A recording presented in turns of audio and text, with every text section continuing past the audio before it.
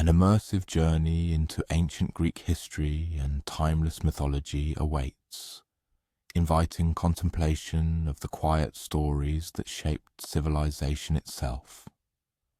One is called to envision walking the dusty paths of ancient olive groves, to feel the cool, polished marble of temple steps beneath one's feet, and to listen intently to the echoes of ages past.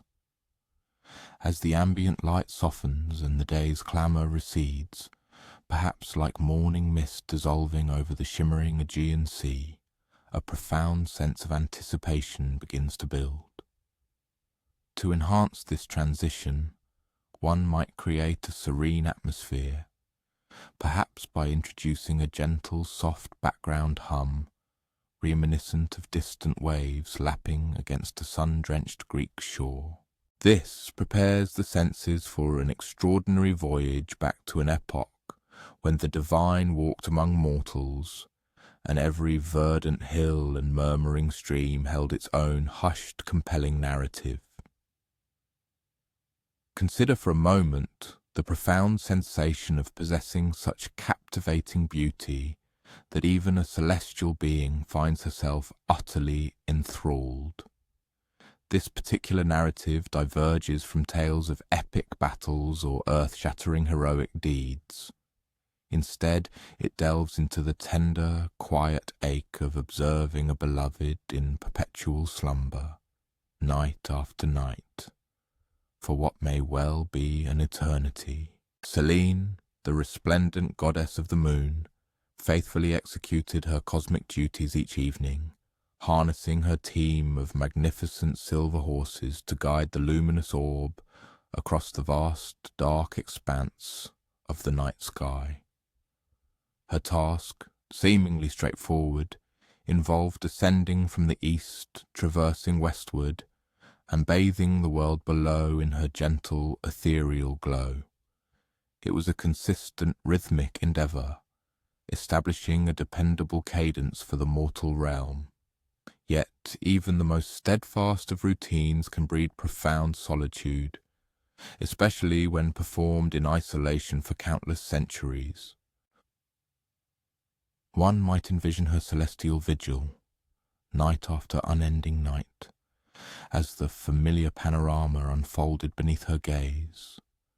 The venerable olive groves of Attica, their leaves shimmering with a silvered luminescence in her light, the myriad fishing boats, like scattered jewels across the dark sea, their crews relying on her illumination to guide them safely homeward.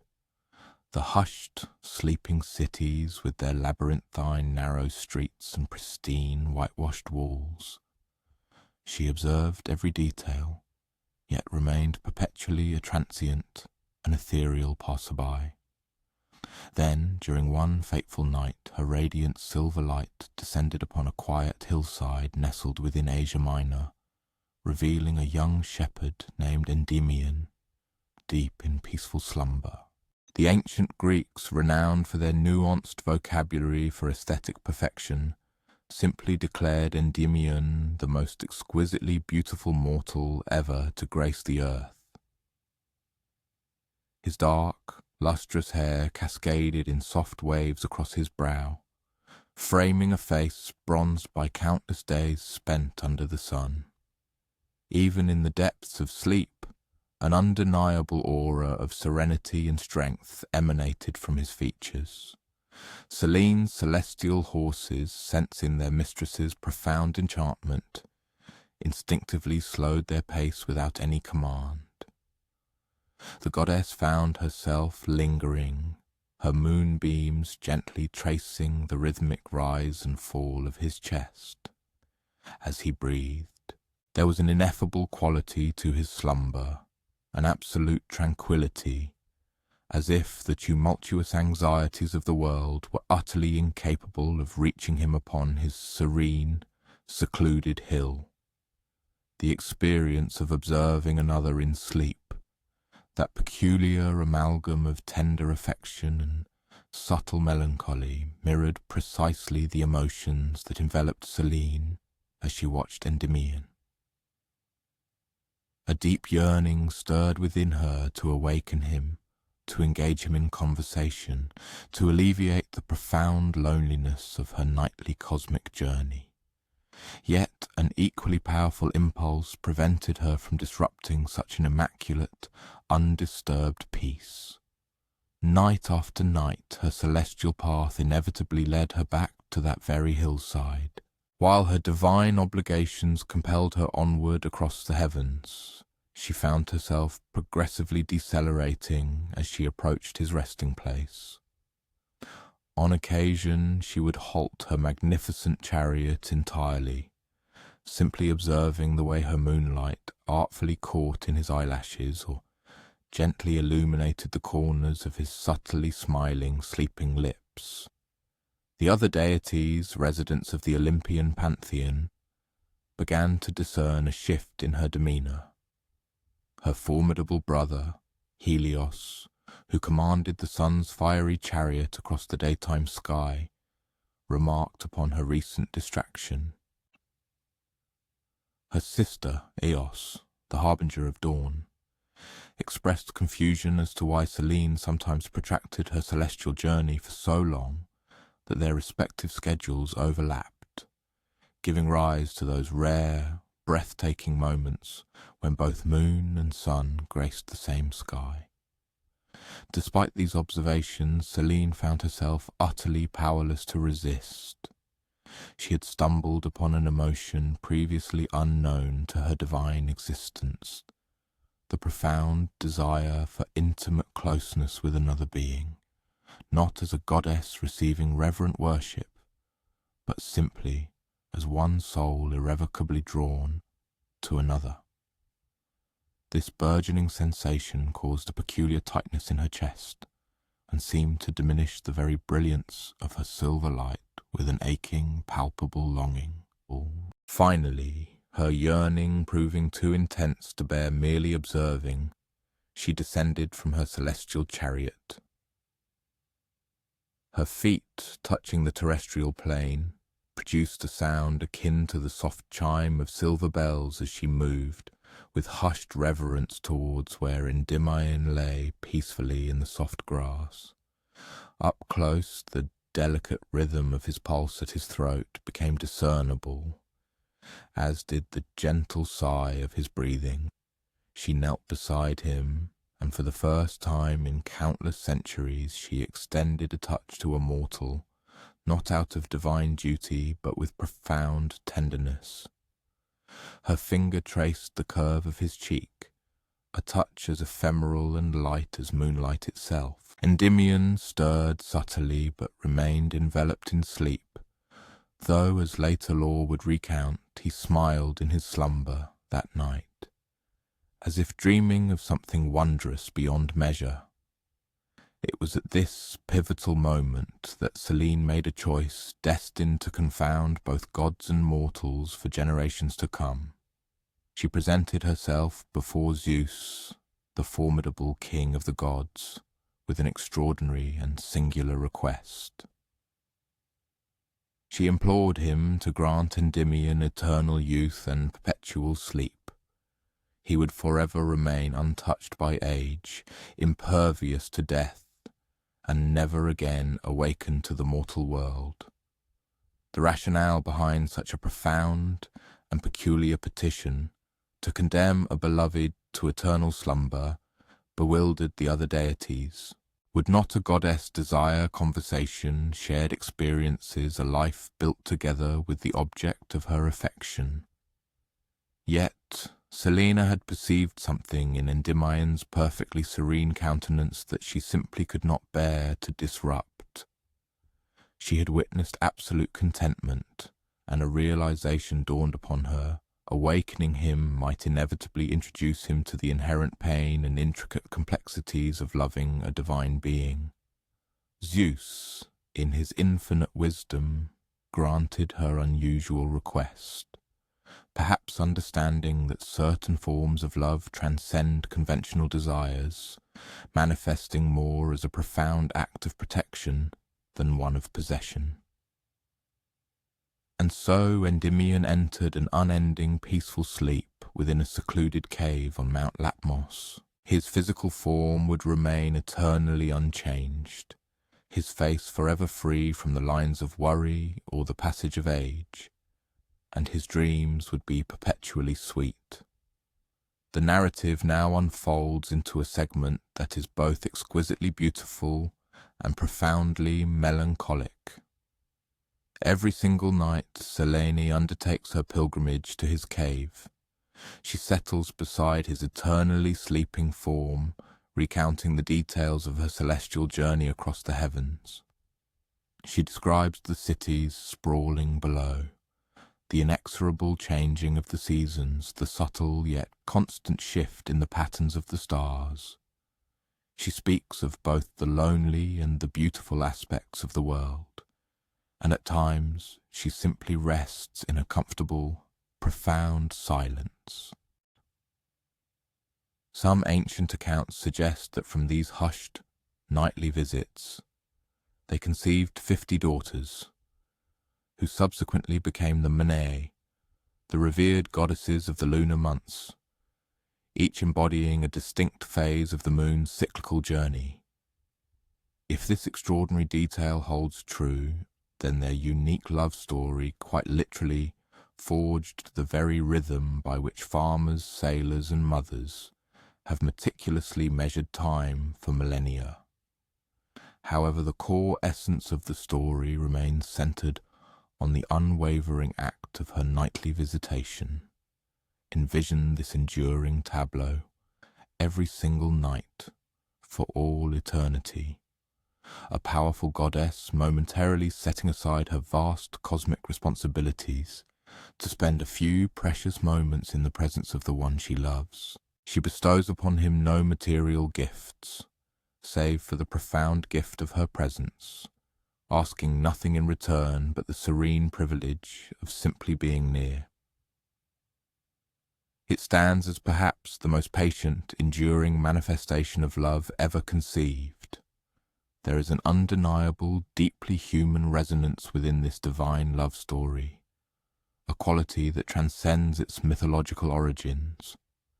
How many individuals have sat beside a cherished loved one, a child, a partner, an aging parent, as they slept, feeling that same intricate blend of tender affection and protective instinct? How many can truly comprehend the profound desire to safeguard another's peace, even if it necessitates the sacrifice of one's own desires for shared conversation or joint adventures? The ancient Greeks, in their wisdom, recounted this tale around their flickering hearths and depicted it on their pottery, yet they never reached a definitive consensus on whether Selene's choice was ultimately righteous. Was eternal sleep a profound blessing or a cruel curse? Was her love an act of selfless devotion or a subtle manifestation of selfishness? These are not questions with facile answers, which perhaps accounts for the story's enduring power and timeless appeal. What remains unequivocally clear is that even in the modern era, when the majestic full moon graces the night sky, one is witnessing Selene on her eternal, solitary journey. And somewhere below, within a cave that exists as much in the realm of myth as in any physical location, Endymion sleeps his perfect, undisturbed sleep. Meanwhile, a goddess who holds the power to choose any companion in the cosmos deliberately elects to love someone who will never awaken to reciprocate her affection. This profound paradox compels one to ponder the very essence of love itself. Sometimes the deepest forms of affection demand nothing in return, save for the simple, cherished privilege of caring. Sometimes love is less about spoken words and more about profound presence, less about shared adventures and more about shared comforting quietude. As one drifts towards slumber, it is possible to imagine the dreams that might fill Endymion's eternal rest. Does he dream of soft silver light and gentle murmuring voices? Does he, in the mysterious way that sleeping minds sometimes perceive, somehow understand that he is perpetually watched over and profoundly cherished?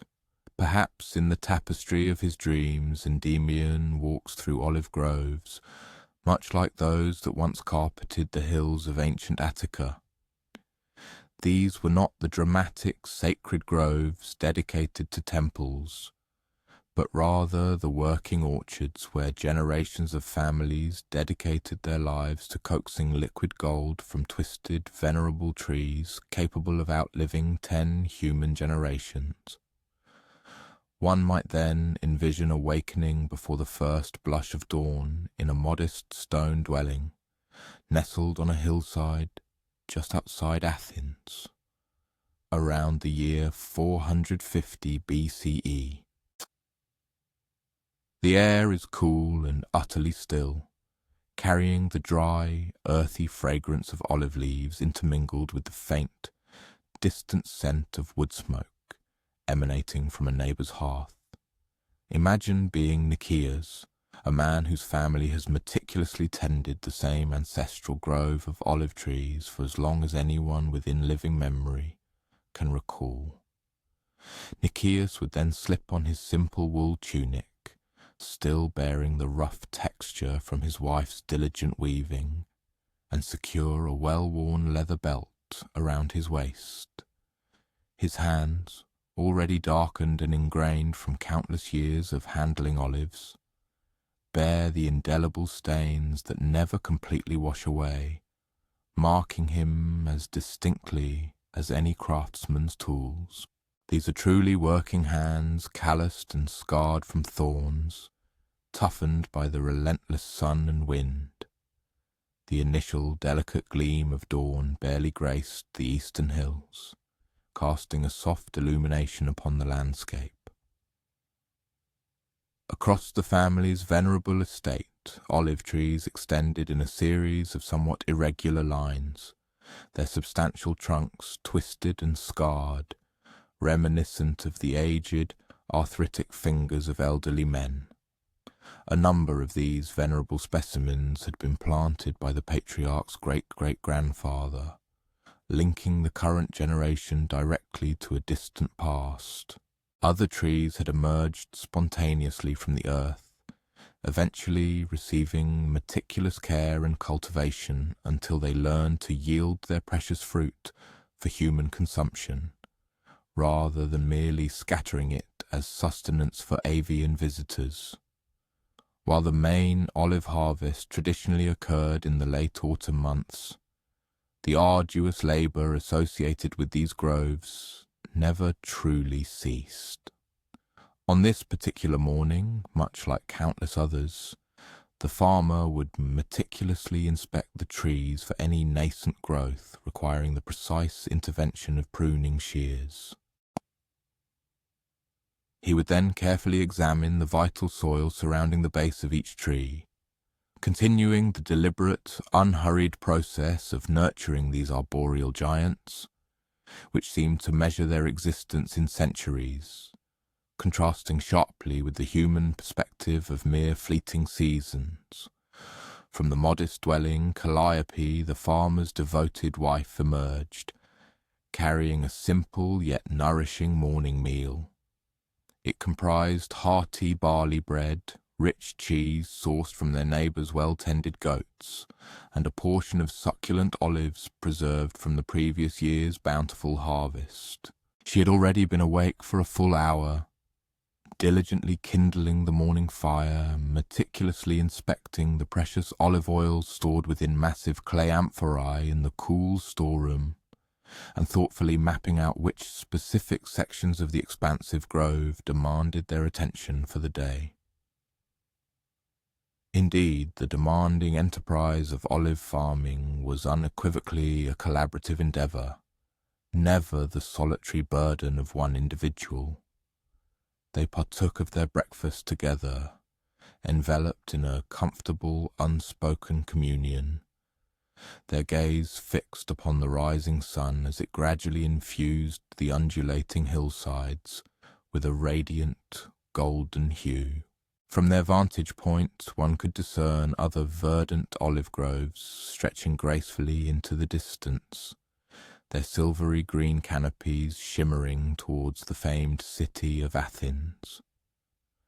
Beyond these, additional hills presented a mosaic of the same distinctive, lustrous foliage. This was the quintessential landscape that underpinned the very existence of Athens, not the majestic marble temples or the bustling, illustrious agora, but rather these tranquil slopes, where diligent families like theirs painstakingly cultivated the fundamental wealth that sustained an entire metropolis. The day's extensive work commenced with a purposeful, measured walk. The farmer traversed his grove with an unhurried gait, scrutinizing each individual tree with the profound patience of one who inherently understood that olive trees generously rewarded meticulous attention, but would inevitably chastise any hurried or careless approach. Here stood a relatively young tree, a mere 20 years of age, which was at last beginning to offer a promising yield of quality fruit. He gently ran his hand along its smooth, developing bark, diligently searching for any nascent indicators of disease or the telltale signs of insect infestation. Olive trees, it must be acknowledged, possessed a peculiar and enigmatic character. They were capable of flourishing for many hundreds of years, their intrinsic value appreciating significantly with each passing decade. Yet they were also remarkably capricious. An excess of rain could lead to the poor development of their fruit, diminishing its quality and quantity. Conversely, an insufficient amount of rainfall would result in a complete absence of fruit altogether. They demanded a highly specific type of soil, one that was adequately well drained but not excessively sandy, rich in nutrients but not overly fertile, and they necessitated a depth of patient, understanding care that could only be cultivated through the profound realization that the efforts expended in the current year might not manifest their full, tangible results until the subsequent year, or even the year after that. He paused beside an ancient, colossal tree whose trunk boasted such an immense girth that a trio of individuals clasping hands would be unable to encircle its circumference. Its bark was deeply furrowed and possessed a distinctive silver-grey coloration, while its expansive branches fanned out majestically, forming a natural sheltering canopy. This particular tree had already achieved considerable age when his own grandfather was but a young boy, and it consistently yielded a greater abundance of olives each year than the combined output of 5 much younger trees. He approached it with a palpable sense of reverence, meticulously checking for any subtle indicators of stress or disease that might compromise its enduring vitality. The intricate work of pruning demanded a unique blend of physical vigor and acute, delicate discernment. The farmer employed a razor-sharp bronze knife to systematically remove dead or unproductive branches, executing cuts precisely close to the main trunk, yet with such careful control as to avoid any inadvertent damage to the living wood. Every single incision had to be impeccably clean and perfectly precise. Olive trees, it was widely believed, possessed a long memory for harsh treatment and would invariably penalize careless pruning by significantly reducing their fruit production for several subsequent years. As the morning gradually advanced, his son Philippos joined him amidst the verdant expanse of the grove. Philippos, at 14 years of age, was now sufficiently mature to assist with the more demanding aspects of their work. though he remained in the crucial phase of acquiring the nuanced skills that distinguish truly exceptional olive farmers from merely competent ones. The farmer handed him the bronze pruning knife and observed as the boy meticulously examined a branch, earnestly attempting to discern whether it was genuinely lifeless or merely in a state of winter dormancy. "Feel here," he instructed him, gently guiding Philippos's fingers to a specific point where the branch met the main trunk. "Dead wood possesses a distinct texture. It feels lighter, somewhat hollow. Living wood, even in the depths of winter, retains a certain weight and resilience." These were the profound, practical lessons that could never be gleaned from academic texts or formal lectures. They resided deeply within the hands and discerning eyes of individuals who dedicated their entire lives to the intimate touch and observation of trees. The labour involved in cultivating the soil, while undeniably less outwardly dramatic, held an equally significant importance. The farmer and Philippos utilized simple bronze hoes to carefully loosen the compacted earth around the base of each tree, exercising extreme caution to avoid damaging the delicate, shallow roots that spread out extensively from the trunk. Olive trees were renowned as formidable survivors, capable of thriving in rocky, challenging soil conditions where most other crops would inevitably falter. However, they consistently produced superior fruit when their root systems were allowed to breathe freely and when their dedicated caretakers invested the time to meticulously remove competing weeds. Around the midday hour, Calliope once again arrived in the grove, bringing with her refreshing water and freshly baked flatbread. They sought respite in the cool, inviting shade of the largest, most ancient tree, savouring the gentle breeze that perpetually seemed to find its way through the dense olive branches. The leaves fluttered softly, producing a faint, whispering sound that was simultaneously musical and deeply tranquil. Many seasoned farmers maintained that olive trees communicated with one another through this delicate rustling, sharing vital information about impending weather patterns and the subtle shifts of the seasons. The tree situated by the stone wall is exhibiting promising new growth, Philippos reported, his words punctuated by bites of bread. He had, through diligent observation, learned to discern these subtle yet crucial indicators: the vibrant, almost luminous green of emerging leaves, the slight but perceptible thickening of branches signalling robust health. These meticulous observations were of paramount importance. A tree that was not growing optimally might necessitate a different regimen of care, or it could be subtly conveying vital information about alterations in the availability of water or the composition of the soil. Following their restorative midday interlude, they proceeded to the section of the grove where the previous year's new plantings were diligently establishing their roots. These young trees, still slender and smooth of trunk, barely surpassed the height of a person. They would not yield any substantial fruit for another 5 years, and their full productive potential would not be realized for a full 20 years.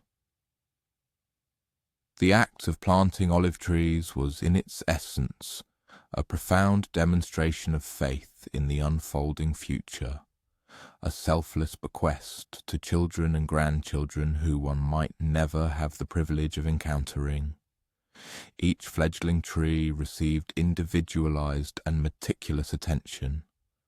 The farmer carefully checked the stakes that provided crucial support, ensuring they remained upright against the force of strong winds. He examined the protective barriers meticulously installed to prevent foraging goats from stripping their tender bark, and he judiciously watered those saplings that appeared to be struggling in the unforgiving rocky terrain. This precise and detailed level of care could neither be rushed nor delegated.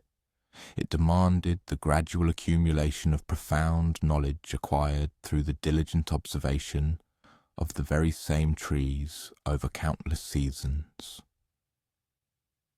As the afternoon shadows began to stretch and lengthen across the land, the farmer shifted his focus to maintenance tasks that, while perhaps less immediately urgent, were nonetheless of equal significance. There were various tools requiring sharpening, baskets needing repair, and the large storage jars for oil to be thoroughly inspected for any hairline cracks that might allow the precious liquid to seep away.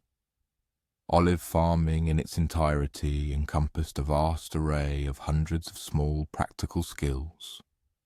The dedicated farmer had to embody multiple roles: part botanist, possessing an intimate understanding of plant life, part craftsman, adept at mending and creating, part weather prophet, capable of discerning nature's subtle cues, and part merchant, shrewdly managing the economic aspects of his yield. The pressing room, a sturdy annex attached to their dwelling, housed the substantial stone mill where the harvested olives underwent their transformative journey into oil. Even with the actual harvest still many months distant, the farmer meticulously inspected the massive stone wheel designed to crush the fruit, and the robust wooden press engineered to extract the oil from the resulting pulp. This specialized equipment represented a substantial financial outlay, an investment beyond the individual means of many farmers, which was precisely why neighbors frequently shared pressing facilities and collaborated extensively during the intense period of harvest. As the evening hours drew near, the farmer undertook one final customary walk through the sprawling grove. This perambulation was partly practical, a last opportunity to detect any issues he might have overlooked earlier in the day, but it was predominantly a cherished ritual. His own father had performed this very evening walk, and his father before him, forging an unbroken chain of tradition. It was in essence a silent farewell to the trees which had become as intimately familiar and beloved as members of his own family. The descent of the sun imbued the olive leaves with a captivating interplay of silver, green, and gold, conjuring a light that rendered even the most ordinary hillside utterly magical. He could discern other farmers engaged in their own evening rounds, moving slowly and deliberately among their trees, their unhurried pace reflecting a profound understanding that true success was measured in the span of decades rather than the fleeting passage of days. Upon returning to the house, Calliope had prepared a simple yet comforting dinner: a hearty lentil soup, freshly baked bread, a generous portion of cheese, and, of course, olives. The olives gracing their table were the delectable outcome of labour performed many years prior, just as the diligent work he had accomplished this very day would, in due course, nourish his family, or be exchanged in the markets of Athens for goods they could not produce themselves, perhaps fine pottery, durable bronze tools, or even a delicate piece of jewellery for Calliope's upcoming name day. After dinner, as the three of them sat comfortably outside in the cooling evening air, Philippos posed a question concerning the impending harvest. When will we truly know if this year's yield will be a good one? It was a query that every olive farmer invariably contemplated, for olive trees adhered to their own enigmatic and unpredictable rhythms. Some years they bestowed an abundant profusion of fruit. In other years they seemed to rest, producing a significantly diminished harvest. learning to interpret the subtle signs, the profusion of blossoms in spring, the prevailing weather patterns, the overall vitality and health of the trees constituted a fundamental component of the profound, intuitive knowledge that elevated farming from a mere science to a deeply ingrained art. "Observe the flowers closely next spring," he advised his son, "and carefully note how the trees respond to the winter rains. But above all, cultivate patience. Olive trees steadfastly adhere to their own inherent schedule. This patience," he emphasized, "was not a passive state of waiting. Rather, it was an active, engaged patience, characteristic of individuals who deeply understood that some of life's most valuable and enduring achievements could not and should not be rushed." As the farmer prepared for his night's rest, he could distinctly hear the soft, pervasive murmur of the wind rustling through the olive branches, a soothing, continuous sound that would persist throughout the entire night and gently resume with the advent of the new day. It was the enduring background melody of a life inextricably intertwined with trees that had already achieved great age when he himself was born, and which would continue to yield their precious fruit long after his own passing. This was the quiet, unassuming labour that had fundamentally shaped Athens, not the grand dramatic exploits of generals or the profound pronouncements of philosophers, but the steadfast, patient work of families who instinctively grasped that the very edifice of civilization rested upon the enduring foundation of people willing to plant trees, whose eventual sheltering shade they might never fully come to enjoy. One might, in the quietude of slumber, perhaps traverse through verdant groves laden with succulent fruits, bathed in a shimmering silver moonlight that causes each individual leaf to gleam like the iridescent scales of fish within a tranquil, unblemished sea. Those diligent olive cultivators, as they patrolled their orchards under the ethereal glow of the moon, possessed an innate understanding of the profound significance of water's presence. It was this very sound, a subtle symphony, that profoundly influenced the trajectory of Greek civilization to a far greater extent than any tumultuous military conflict or sophisticated philosophical discourse.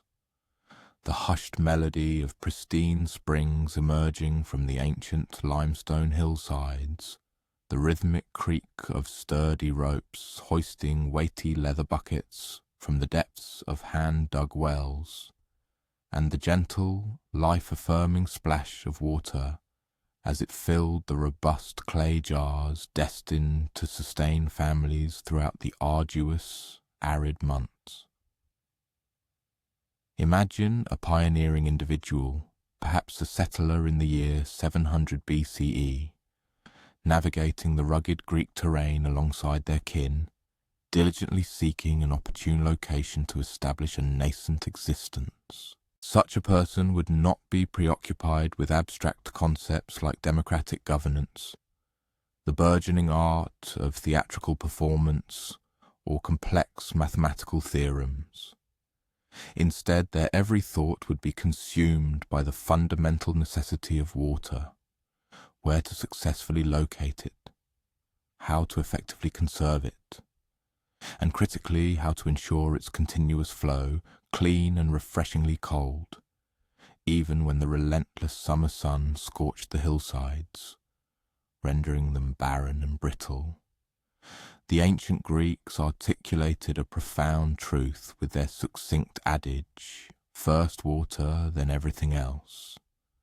This was not merely a piece of eloquent, poetic insight, rather. It represented an unvarnished, practical reality. Without a dependable and accessible water supply, the establishment of any permanent settlement was rendered impossible, Farming endeavours would be futile, specialised craft workshops could not flourish, and vibrant markets would never materialise.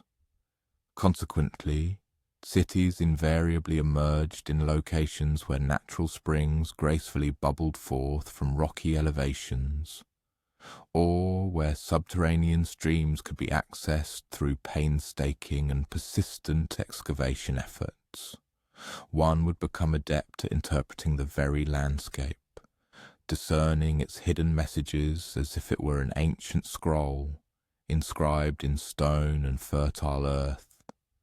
Distinct linear arrangements of olive trees frequently served as telltale indicators of concealed underground streams. Furthermore, specific botanical species such as the aromatic wild mint, the crisp watercress, and the ubiquitous reeds subtly divulged the secrets of latent water sources. Even the intricate flight patterns of various bird species could effectively guide a discerning observer towards hidden springs, for these creatures, much like humanity, harboured an equally desperate need for this vital liquid. Upon discovering a promising location, perhaps a natural depression where several valleys converged, characterized by vegetation that grew notably denser and more vibrant than in surrounding areas, the laborious process of exploration would commence. Test holes would be meticulously excavated using rudimentary bronze tools, with the diggers keenly sensing for subtle alterations in the soil composition that would signify the depth of the water table. Moreover, experienced settlers would even taste the soil itself, their palates trained to detect the faint mineral flavours that strongly suggested the presence of subterranean water veins. The arduous task of well excavation was, by its very nature, a communal endeavour, far too critical in scope to be entrusted solely to a single family unit. Men would alternate descents into the confined, narrow shaft, laboriously chipping away at stubborn limestone and dense clay with their bronze picks and wooden wedges. Women and children, working in unison, would form efficient bucket chains to meticulously remove the excavated dirt and stone from the deepening pit.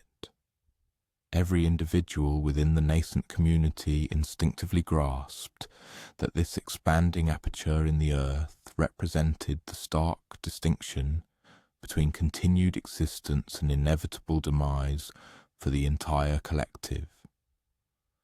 As the well progressively deepened, the undertaking invariably grew, both more perilous and considerably more demanding in terms of skill. The structural integrity of the shaft's walls necessitated meticulous lining with precisely fitted stones, a critical measure to avert catastrophic collapse. The diggers, through accumulated experience, had to possess the acumen to differentiate between various types of rock and soil, understanding implicitly which geological strata to penetrate and which to carefully preserve as inherent natural filters for the precious water. Occasionally, weeks of relentless excavation would pass before the exhilarating, sweet sound of a pick finally striking water-saturated gravel would echo from the depths. However, the mere discovery of water represented only the initial triumph. It was equally imperative to rigorously protect it, judiciously manage its distribution, and ensure its equitable sharing among families who, given the inherent stresses of communal living, might not always coexist harmoniously. The Greeks, with their characteristic foresight, meticulously developed intricate customs and legal frameworks surrounding water rights, specifying precisely who was authorized to draw water and when, delineating the exact quantity each household was rightfully entitled to, and establishing clear protocols for managing resources during severe drought years when the vital springs diminished to a mere trickle. The rhythmic daily ritual of water collection gradually became the very pulse, the vital heartbeat of community existence. Women and young girls would embark on their journeys to the communal wells and springs in the serene hours of the early morning, gracefully bearing large, bulbous clay jars, known as hydriae, either balanced precariously upon their heads or cradled securely against their hips. These routine excursions transcended mere utility, evolving into invaluable social opportunities where local news and gossip were exchanged, enduring friendships were forged, and mothers, through patient instruction, imparted to their daughters the precise and economical technique of lowering a bucket and drawing it up full without squandering a single precious drop. One would cultivate a sophisticated ability to assess water quality through astute sensory evaluation, relying on taste, smell, and visual appearance. Exemplary water was characterized by its refreshing coolness, complete absence of odor, and a subtle, pleasant mineral flavor acquired during its subterranean journey through various rock strata. Conversely, inferior water might emit a telltale sulfuric aroma, or the scent of stagnant vegetation, or leave an unsettling metallic aftertaste, serving as an unambiguous warning of potential contamination. The most prized water sources were those where underground streams emerged, naturally filtered and purified from the deep recesses of ancient limestone caves. Springs, in their profound importance, frequently transcended their utilitarian function to become hallowed, sacred places, often consecrated to benevolent nymphs or revered local deities believed to be responsible for the perpetual maintenance of the water's flow. Modest shrines, unassuming yet deeply meaningful, would frequently materialize beside the most consistently reliable water sources, where weary travelers and grateful villagers alike would respectfully leave offerings of bread or oil, expressing profound gratitude for the life-sustaining gift of clean water. These were not grand, elaborate temples, but rather humble stone altars that served as a profound acknowledgement of the mysterious and invaluable bounty of water miraculously appearing from solid rock. During the relentless summer months, when precipitation virtually ceased, the judicious management of water transformed into an existential imperative, a stark matter of sheer survival. Families ingeniously stored water in substantial pottery jars, which were partially interred beneath the ground to maintain the contents at a refreshingly cool temperature. They cultivated an unwavering ethos of absolute waste prevention. Water previously utilized for the washing of vegetables was scrupulously preserved and repurposed for the irrigation of plants. Similarly, water expended in cleaning tasks was diligently recycled, often to provide sustenance for domestic animals. The inherent seasonal cycle of water profoundly influenced every facet of Greek life. The abundant winter rains replenished cisterns and permeated deeply into the porous limestone layers, thereby establishing the crucial underground reserves that would sustain communities throughout the prolonged dry months. Spring heralded the peak flow of water, largely attributable to the melting of mountain snows, a period when streams surged with renewed vigor and every conceivable container was diligently filled. Summer, in turn, served as the ultimate trial, rigorously testing the efficacy of winter preparations and the overall efficiency of the established water storage systems. Certain settlements, driven by necessity and ingenuity, developed remarkably elaborate engineering solutions to meticulously manage their vital water resources. They painstakingly carved intricate channels to precisely direct spring water into designated storage basins, constructed covered aqueducts to ingeniously mitigate evaporation, and engineered settling ponds where suspended mud and debris could effectively separate from the pristine clean water. These ambitious projects invariably demanded sustained cooperation between numerous families and required diligent, perpetual maintenance, year after arduous year. The pervasive sound of water seamlessly integrated itself into the very fabric of daily existence, becoming the ambient background music of life.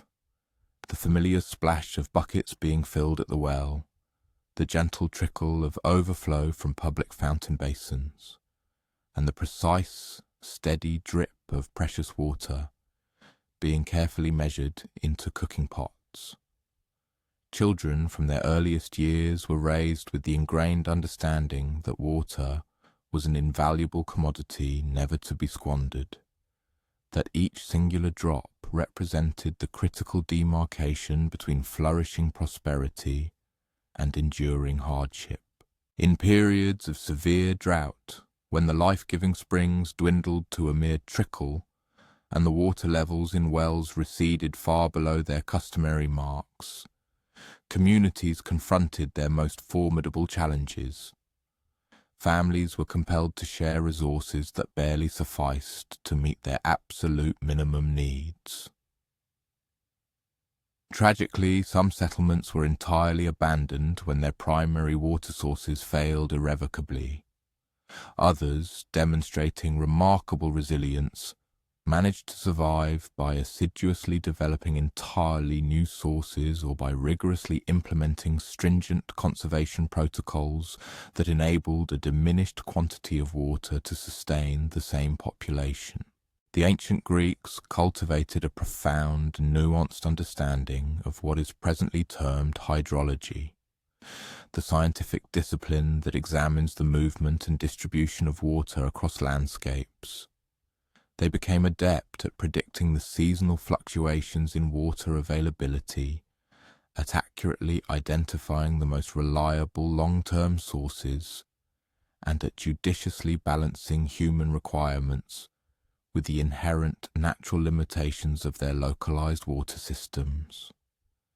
This invaluable knowledge was meticulously transmitted through successive generations, honed and refined by countless years of practical, lived experience. Even within expansive urban centres such as Athens, water consistently remained a pressing daily concern for the common populace.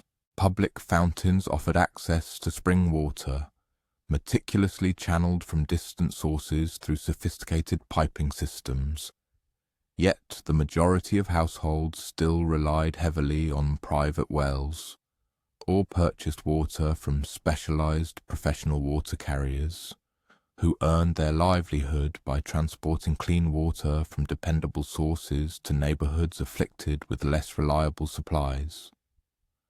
As one drifts into slumber within a modest stone dwelling, attuned to the subtle nocturnal sounds of the settlement, one might discern the faint, distant trickle of water flowing through the channels meticulously carved by the community, or the soft, reassuring splash of a late visitor drawing water from the communal well. These auditory cues represent a profound sense of security, an enduring continuity, and the implicit promise that the coming day will bring a sufficient supply of water for drinking, for cooking, for washing, and for all the myriad small necessities that render life itself viable. Water profoundly shaped not merely the geographical locations where Greeks chose to reside, but fundamentally altered the very essence of their existence, influencing their daily routines, their intricate social customs, their deeply held religious practices, and their entire economic framework.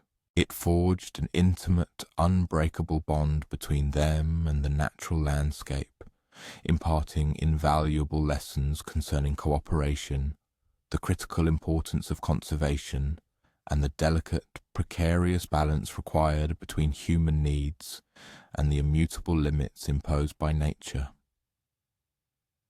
In the realm of dreams, one might perhaps stroll alongside crystalline streams that flow eternally, never diminishing, where the melodic sound of coursing water offers an implicit assurance that life will persist, season after season, generation after generation. These same streams and springs eventually converge with the vast sea, where a distinct lineage of Greeks derives their livelihood from an entirely different form of water, not the sweet, invaluable fresh water of wells and springs, but the briny salt water that inextricably links islands and facilitates the continuous flow of trade from one bustling harbour to another across the expansive, wine-dark Aegean. The narrative shifts to Theodoros, a seasoned merchant sailor hailing from the sun-drenched island of Naxos, whose very existence is intrinsically measured by the rhythmic cadence of oars slicing through the dark, mysterious water and the crisp snap of wind filling a taut, square linen sail.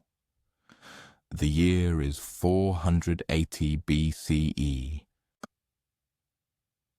and while monumental armies clash in epic confrontations at Salamis and Plataea, Theodorus's attention is firmly fixed on more immediate, quieter concerns, diligently ensuring his vessel remains dry and seaworthy, safeguarding his precious cargo, and maintaining the well-being of his dedicated crew during the arduous, extended voyages between the myriad islands that shimmer like scattered ancient coins upon the vast, azure expanse of the sea.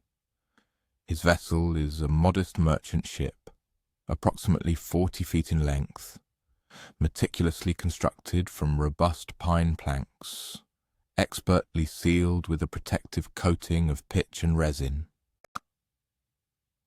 She possesses none of the striking aesthetic grandeur of warships, with their formidable bronze rams and piercing painted eyes, yet she is unequivocally sturdy and eminently reliable, specifically engineered to transport amphorae brimming with rich olive oil, fine wine, delicate pottery, and scores of other essential commodities that constantly traversed between the bustling Greek ports.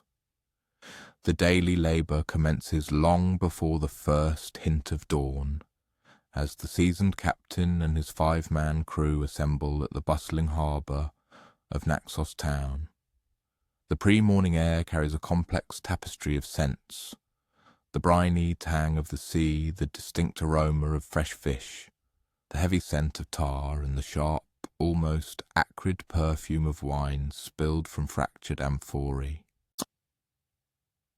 Above, gulls execute graceful arcs, their piercing cries echoing across the water, which itself murmurs softly against the massive stone quays, meticulously constructed from the very white marble quarried on the island's rugged terrain. The process of stowing cargo demands an exacting and systematic approach. Each ceramic amphora, potentially laden with precious liquids or grains, must be meticulously secured with sturdy wooden braces, a crucial measure to prevent any perilous shifting should the vessel encounter tumultuous seas. The heaviest containers, typically large jars of olive oil or other dense commodities, are strategically positioned low within the ship's hold, serving as ballast to enhance stability. Conversely, lighter merchandise such as delicate pottery and finely woven textiles find their place higher in the storage compartments.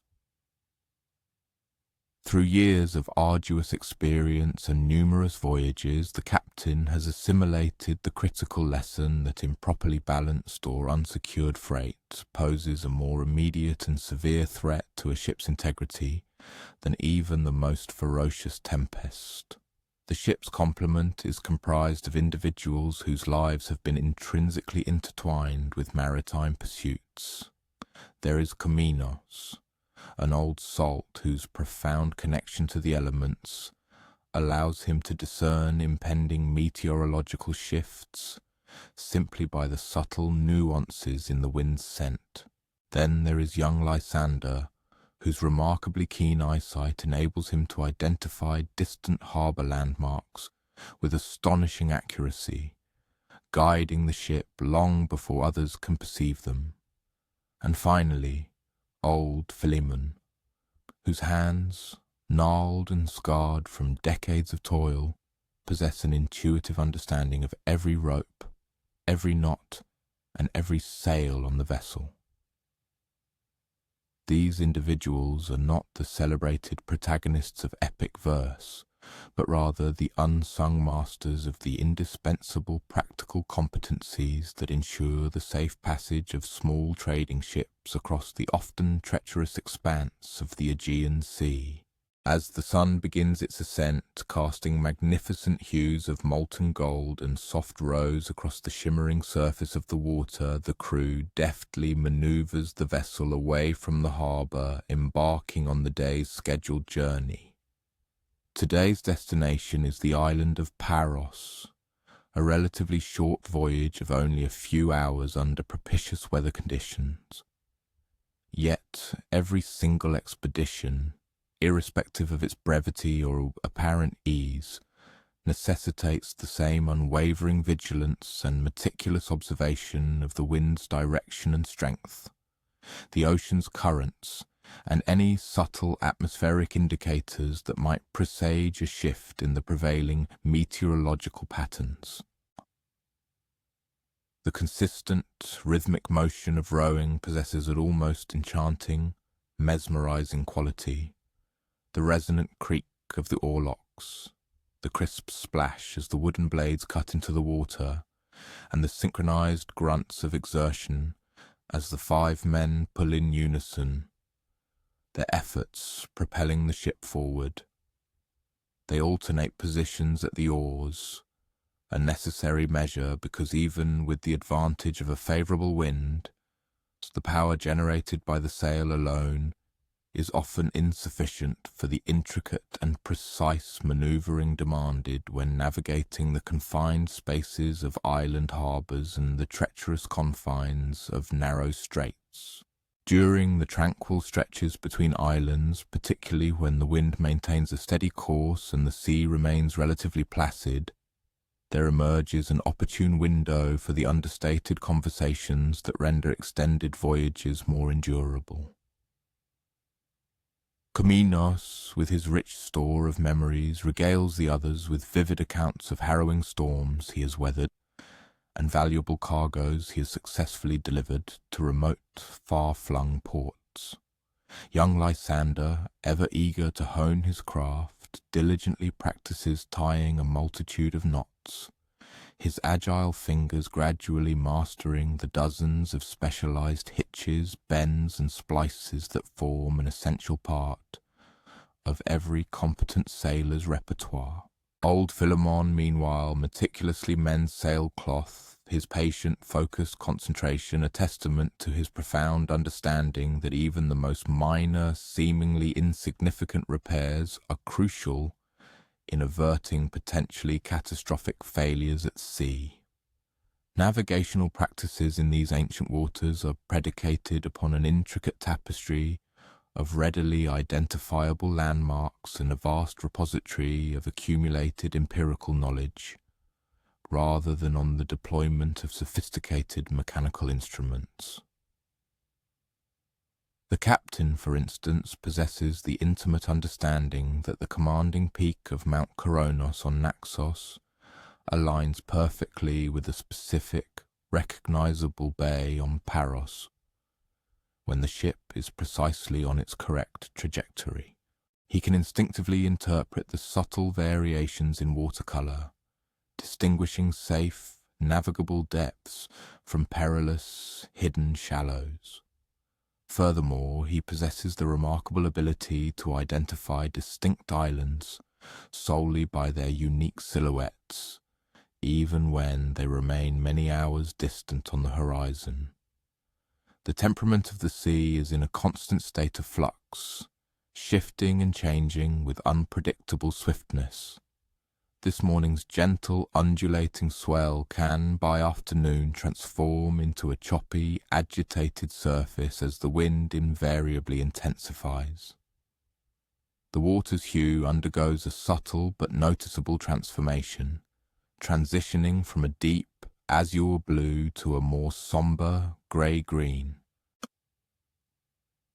The captain also observes the way seabirds begin to fly at a lower altitude, their flight patterns indicating a natural instinct to seek refuge nearer to the protective embrace of the shoreline. These various interconnected signs collectively portend potential meteorological alterations that could significantly impact the return journey, prompting the captain to mentally log alternative harbours and secure anchorages for possible recourse. The approach to Paros Harbour demands an exceptionally high degree of refined seamanship. The entrance itself is notably constricted, partially safeguarded by robust stone breakwaters, yet simultaneously rendered perilous by the presence of strong cross-currents and numerous submerged rock formations.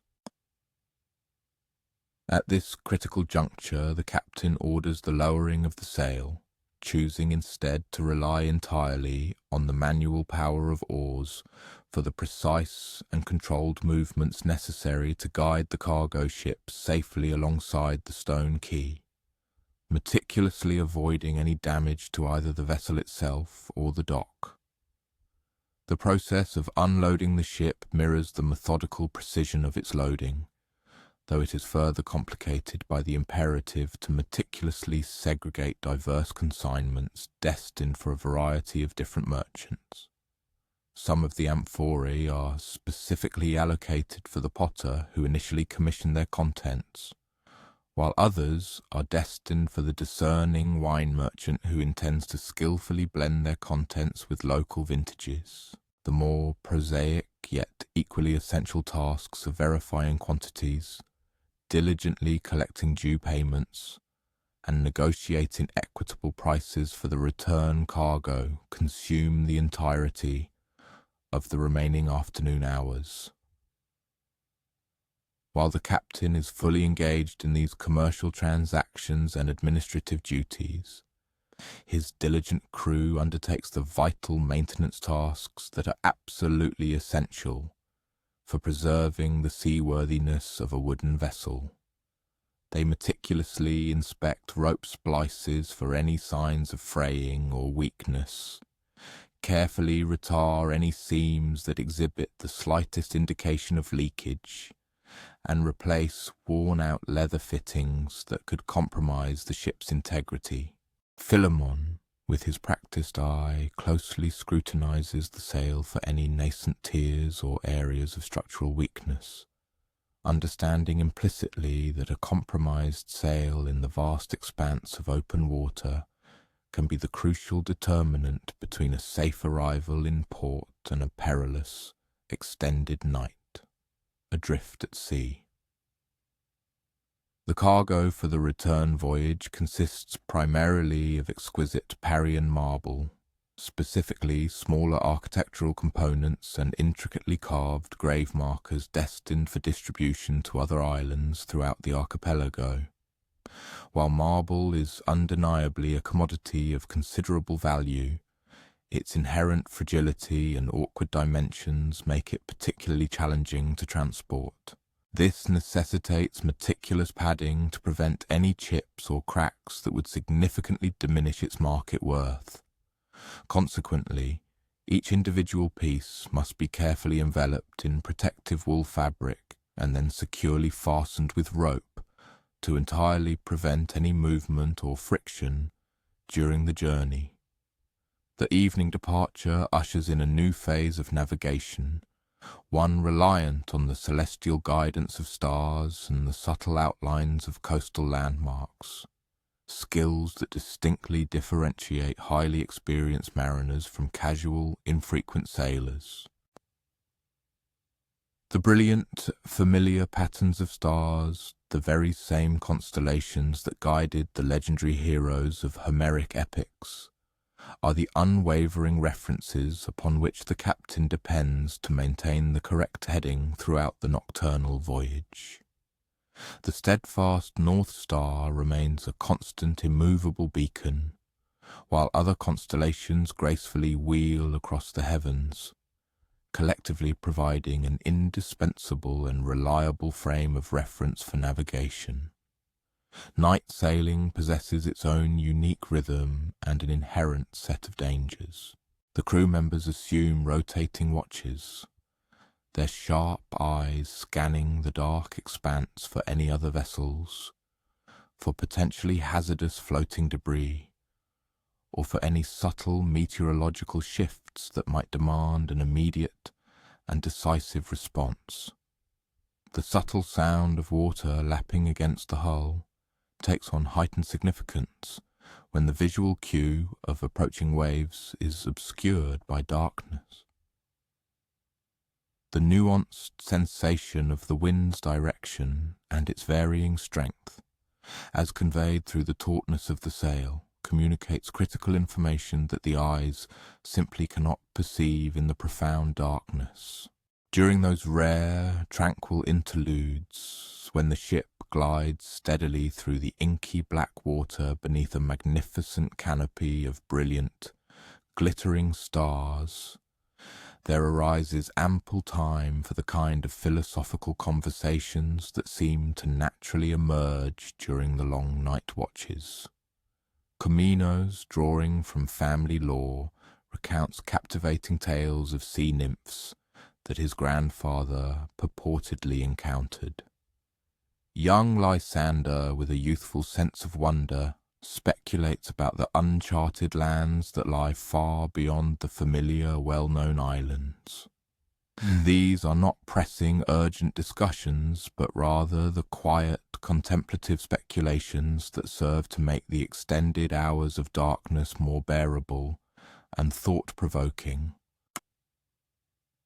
The omnipresent salt air carries a symphony of scents that experienced sailors interpret with the same fluency as a written language.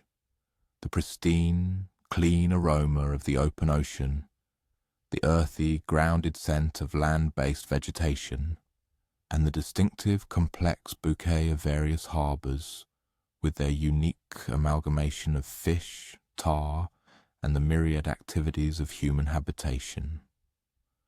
On exceptionally clear nights, it is even possible to detect the presence of islands by scent long before they become visible, discerning the resinous fragrance of pine forests on some shores, or the delicate, herbaceous aroma of wild thyme flourishing on limestone hillsides.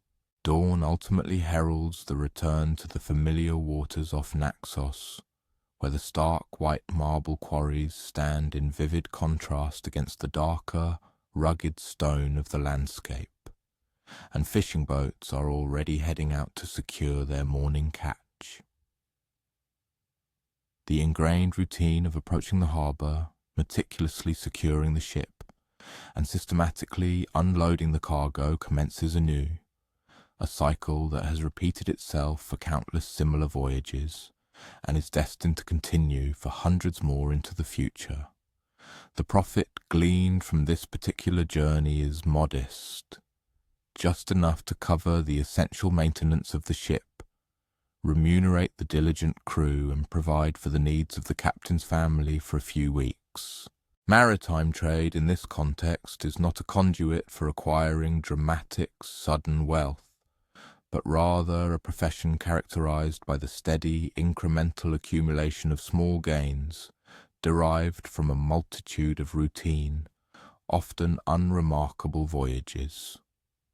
The true, intrinsic reward lies in the profound independence of being one's own master, and the deep satisfaction that comes from having honed and mastered skills that intrinsically link disparate places and diverse peoples. Back on solid ground, as the captain makes his way through Naxos town towards his modest dwelling, he carries with him a distinct kind of weariness, one born from the ceaseless struggle against the wind and waves throughout the day.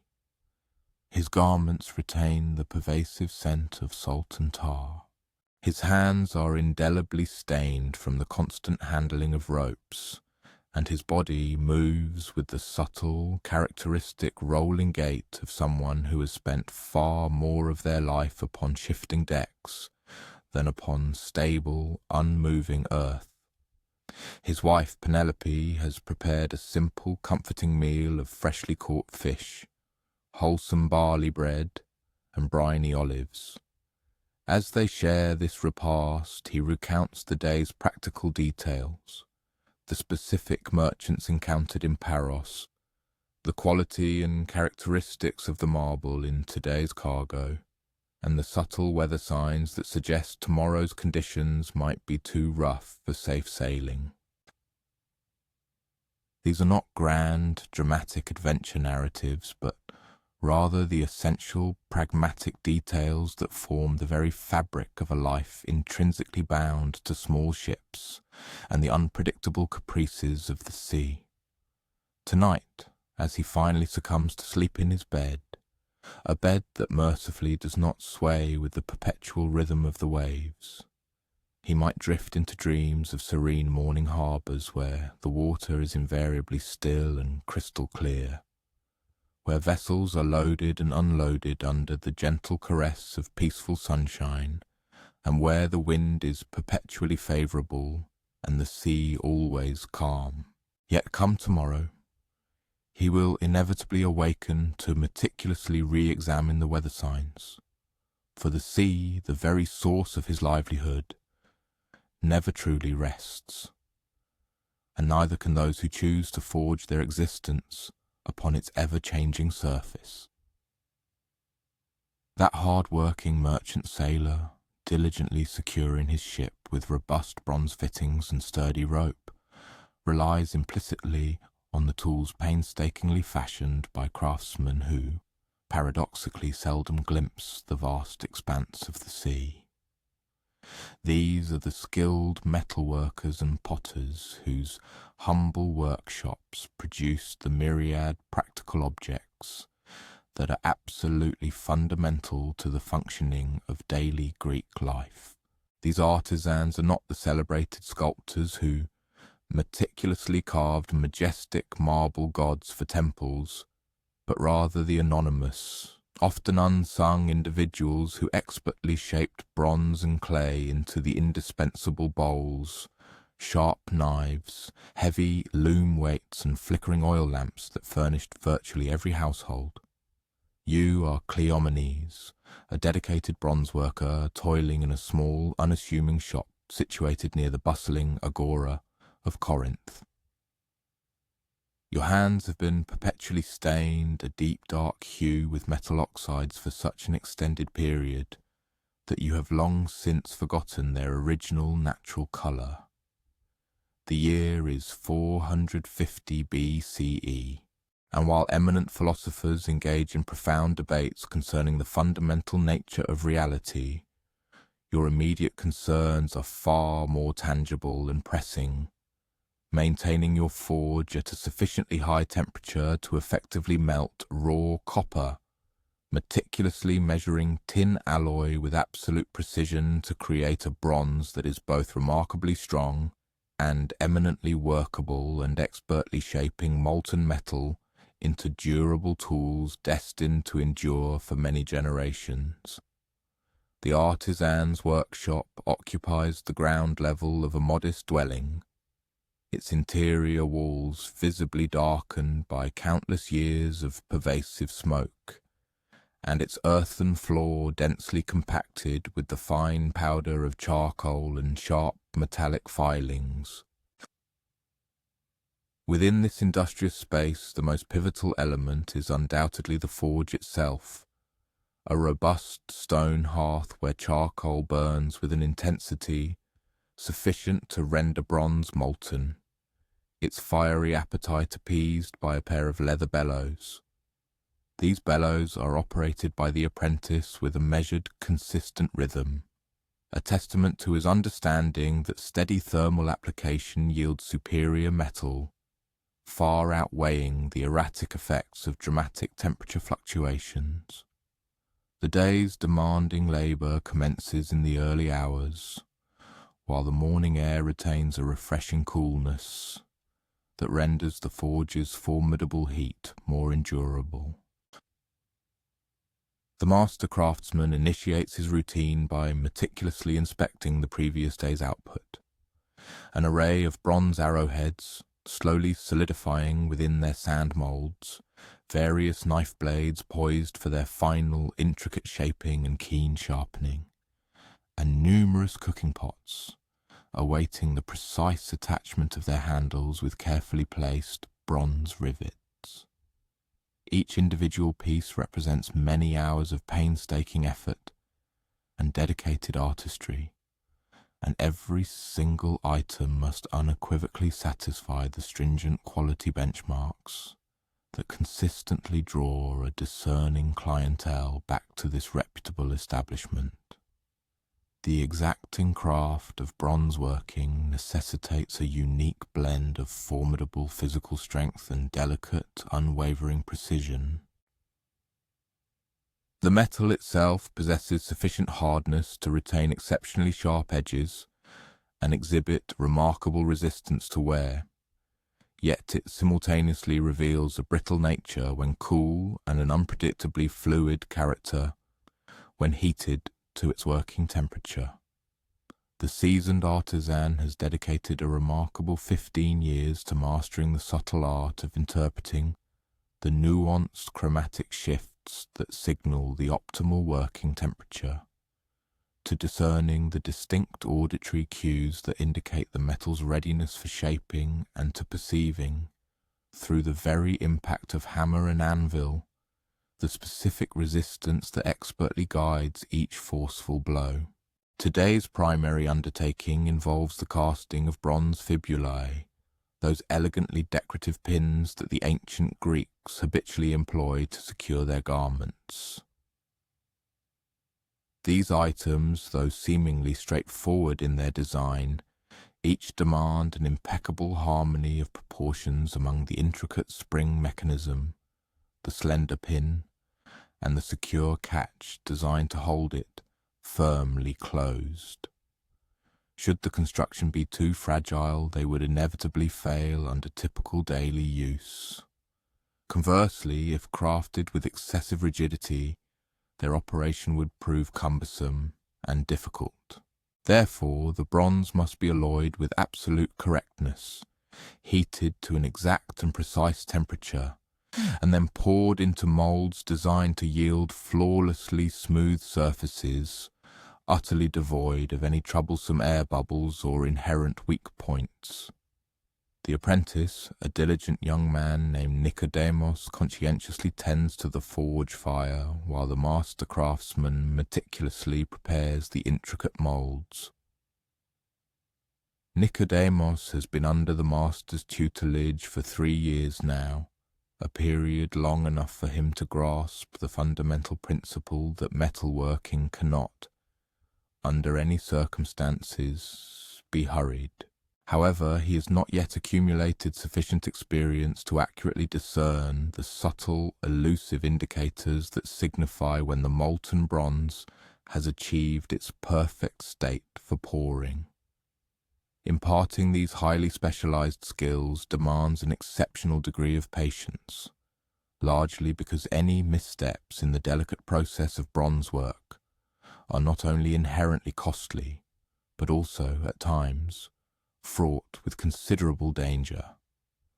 The raw bronze material itself originates from substantial ingots, procured from astute traders who transport lustrous copper from the distant island of Cyprus, and precious tin from far-off territories situated beyond the formidable Black Sea. These essential metals arrive in the form of rough, unrefined castings, which must then be painstakingly melted down and meticulously combined in precise, predetermined proportions. Typically, a ratio of approximately 9 parts copper to 1 part tin is employed for the majority of tools and weaponry. Should the tin content be marginally insufficient, the resulting bronze will remain excessively soft. Conversely, an overabundance of tin renders the alloy brittle and highly susceptible to fracture. Accurately ascertaining these critical proportions necessitates the use of a finely crafted bronze balance scale, an indispensable instrument within the workshop. The master meticulously weighs the copper and tin scraps, diligently checking and rechecking the quantities, for the ultimate quality of the finished bronze is entirely contingent upon achieving this exact metallurgical mixture. The scale itself represents a substantial financial commitment. Its bronze weights have been rigorously verified against official standards, and the entire apparatus is precisely calibrated to guarantee unimpeachable measurement accuracy. As the morning hours advance and the forge attains its optimal working temperature, the actual casting process begins in earnest. The assorted bronze scraps melt at a deliberate pace, gradually transforming from solid metal into a resplendent, glowing liquid that flows with the viscous consistency of warm honey, yet burns at temperatures capable of inflicting permanent and severe damage to unprotected skin. Employing long, sturdy bronze tongs, the master carefully skims away any impurities that rise to the molten surface, simultaneously testing its readiness by keenly observing its distinctive color and assessing its unique fluidity.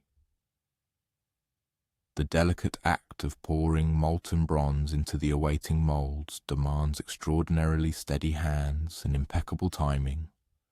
If the pouring is executed too swiftly, the metal will create turbulence, thereby introducing undesirable air bubbles into the casting. If performed too slowly, conversely, the bronze will commence cooling prematurely, failing to completely fill the mold cavity. The master has cultivated smooth, perfectly controlled motions, born from the ceaseless repetition of these same actions thousands upon thousands of times.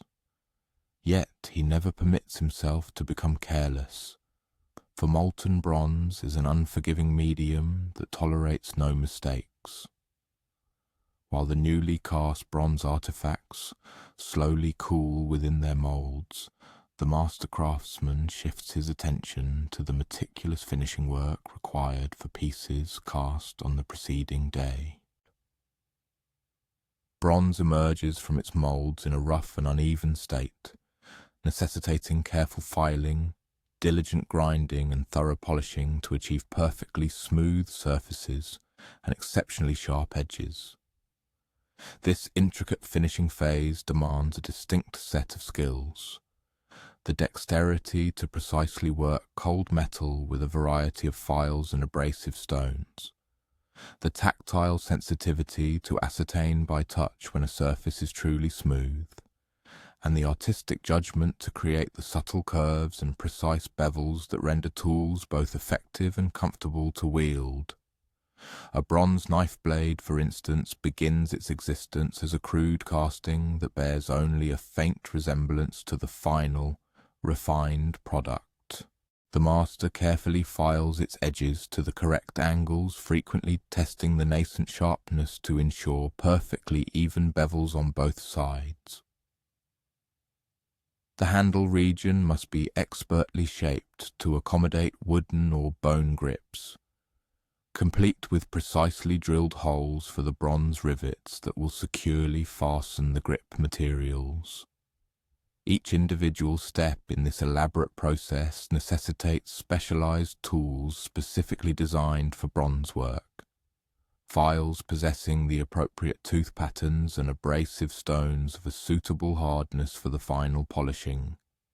The afternoon typically heralds the arrival of customers at the workshop, their presence often drawn by the rhythmic, echoing clang of hammering that unmistakably signifies active metalworking within.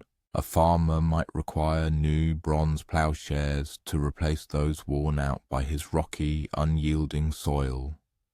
A potter may seek bronze ribs, essential implements for shaping his delicate clay vessels.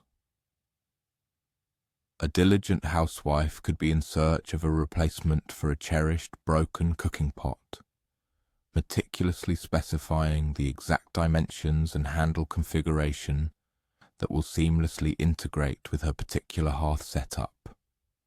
These daily interactions and conversations serve to illuminate the profoundly intimate relationship that exists between the skilled craftsman and their appreciative customers. In a world where the vast majority of tools are meticulously made to order rather than churned out through mass production, the master craftsman must possess an understanding that extends far beyond mere metalworking techniques. He must also comprehend the highly specific requirements of farming, the nuances of cooking, the intricacies of weaving, and the myriad demands of dozens of other essential daily activities.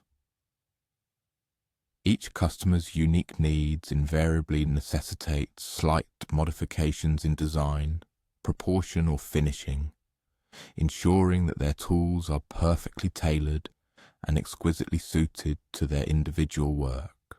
Payment often arrives in the form of kind, rather than in minted coin, perhaps a generous measure of olive oil for the household, a collection of finely crafted pottery vessels for his wife, or rolls of warm wool cloth for winter garments.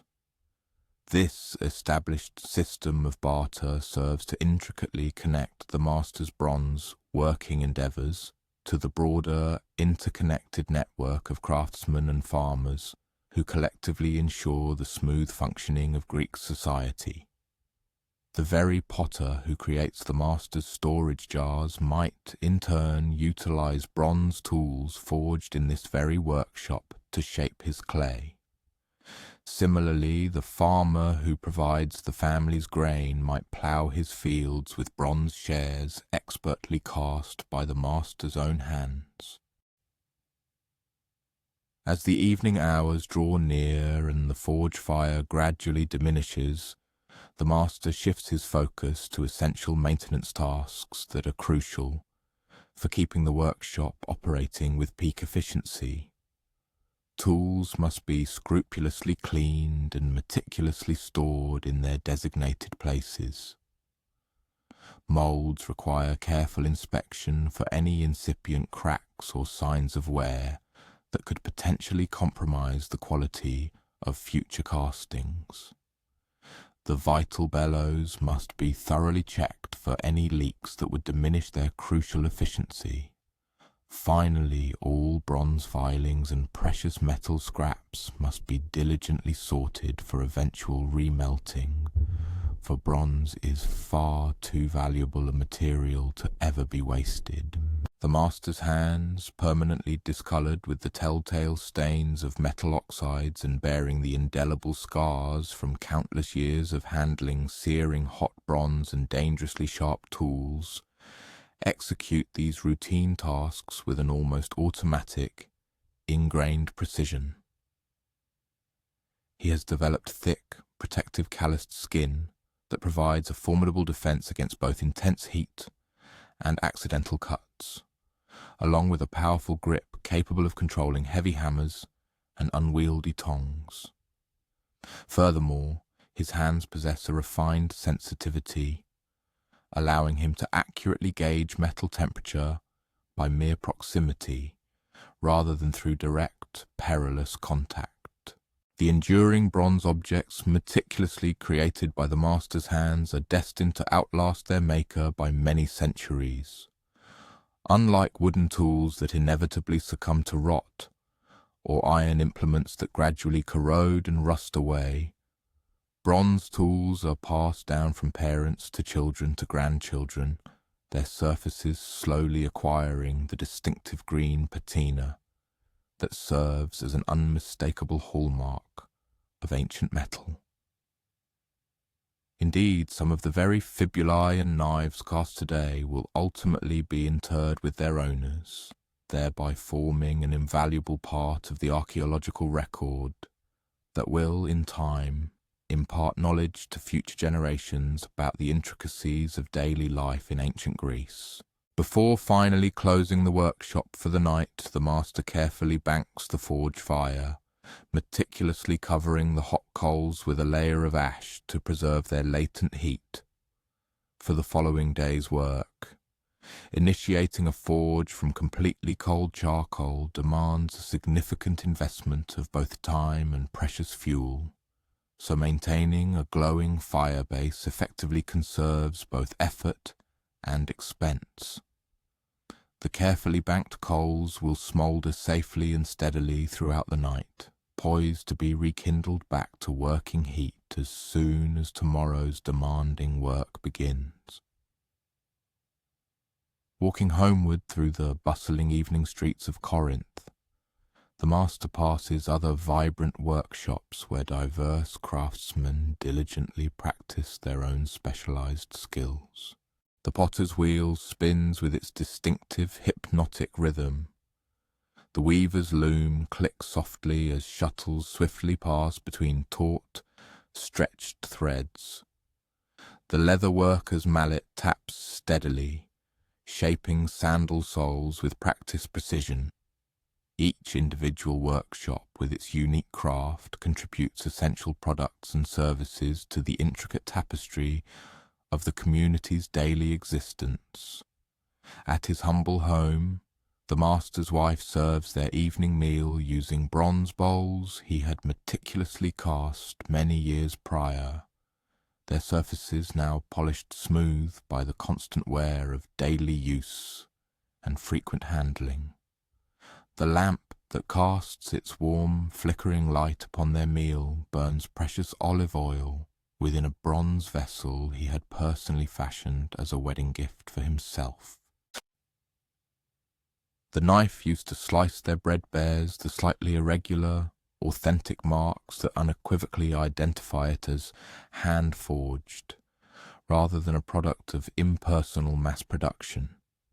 He is, in essence, surrounded by the tangible manifestations of his own profound skill, tools and vessels that intricately connect his dedicated work directly to his personal comfort and the rhythm of his daily life. Tonight, as he finally succumbs to sleep, his hand still carrying the faint, lingering scent of metal and charcoal, the master might perhaps dream of bronze flowing effortlessly like water, assuming perfect, flawless shapes without any struggle or exertion, creating tools so impeccably balanced and exquisitely sharp that work becomes a joyous, effortless endeavour for those who wield them. Yet, tomorrow he will awaken to the stark reality of difficult alloys, imperfect moulds, and the exacting demands of his clientele, where the ancient art of bronze working remains an unyielding, constant challenge that profoundly rewards unwavering skill, boundless patience, and an unceasing attention to the most intricate details. The sturdy bronze implements, chisels, hammers, and various measuring devices found their purpose in the skilled hands of stoneworkers. These artisans meticulously shaped the pristine marble and robust limestone, destined to become magnificent temples, secure treasuries, and grand public edifices. Yet beneath the dazzling completed monuments that continue to captivate observers even in the modern era lay an untold narrative. It was the quiet chronicle of unheralded craftsmen, individuals who dedicated their lives amidst pervasive stone dust, labouring with an exacting patience to manifest beauty, one deliberate chisel stroke at a time. Alexios, a dedicated stone carver engaged in the construction of the Parthenon in Athens, inhabited a world meticulously calibrated by minute measurements, often expressed in fractions of a finger. These infinitesimal increments dictated the subtle taper of towering marble columns, the precise, flowing curves that endowed solid stone with the illusion of pliant, living wood, and the microscopic adjustments necessary to conjure optical illusions potent enough to deceive the human eye from distances spanning hundreds of feet. The year was 440 BCE, and Alexios had already committed 3 years to the monumental temple project, with an anticipation of at least 5 more years of arduous labour before its grand completion. His particular segment of the undertaking involved the intricate carving of flutes, the distinctive vertical channels that gracefully traversed the entire length of each column. This was an inherently repetitive task, demanding an unwavering degree of consistency, for even the slightest deviations in depth or spacing would become strikingly conspicuous when replicated across scores of columns positioned in close proximity. The raw marble, already roughly formed into massive cylindrical column drums, arrived at the Acropolis. Each of these formidable pieces weighed several tons, necessitating the coordinated efforts of multiple teams of oxen and sophisticated wooden cranes to maneuver them into their designated positions. Alexios's demanding occupation commenced precisely where the quarryman's initial efforts concluded, transforming these coarse cylinders into architectural components of such exacting precision that they would interlock flawlessly, rendering mortar entirely superfluous between their joints. His essential implements consisted of bronze chisels, available in a diverse array of sizes and configurations, each meticulously designed for specific cutting applications. Broad, flat chisels were employed for the rapid removal of substantial quantities of material. Conversely, narrow pointed chisels were utilized to create crisp, precise lines and intricate details. Curved chisels, with their specialized profiles, were indispensable for following the concave contours of the flutes. Each tool demanded constant, vigilant attention to maintain its keen edge, as dull chisels inevitably yielded crude results and necessitated dangerously excessive force to drive them through the unyielding marble. The meticulous work commenced with scrupulous measurement and marking. Employing bronze calipers and straight edges crafted from wood, Alexios divided the circumference of each column drum into precisely 20 equal sections, the prescribed number of flutes mandated by architectural tradition for Doric columns. These divisions required a staggering degree of precision, accurate to a mere fraction of a finger's width, because even minute errors would cumulatively magnify as the carving progressed, ultimately resulting in columns that appeared distorted or irregular. The act of carving flutes demanded a singular fusion of robust strength and delicate finesse. The marble, inherently hard, rapidly blunted the bronze tools, thereby requiring firm, controlled hammer blows to propel the chisels through the stubborn stone. Simultaneously, the work necessitated a subtle, sensitive touch, for each flute had to curve with exquisite grace from its sharp edge to its deepest point, thereby generating shadows that accentuated the column's verticality and imbued the solid stone with an ethereal, lighter-than-air quality. After hours of unrelenting toil, the rhythmic cadence of stone carving assumed a hypnotic quality. The resonant ring of bronze striking marble, The soft scrape of chisels detaching slender shavings, and the gentle sweep of wool cloths clearing fine dust from the working surfaces. Alexios's hands, through countless repetitions, developed an innate intelligence, discerning by feel when a chisel was perfectly aligned, and sensing through the tool handle when the stone was on the verge of splitting or chipping unexpectedly. Stone dust was the inescapable companion of marble workers, a fine, pervasive white powder that blanketed every surface in the workshop, infiltrated clothing and hair, and instigated the persistent, characteristic cough that marks seasoned stone carvers. Alexios, like his peers, learned to work with damp cloths secured over his nose and mouth, and to punctuate his labour with frequent, brief pauses, allowing the suspended dust to settle and the air to clear momentarily. The marble itself originated from the esteemed quarries situated on Mount Pentelicus, approximately 10 miles northeast of Athens.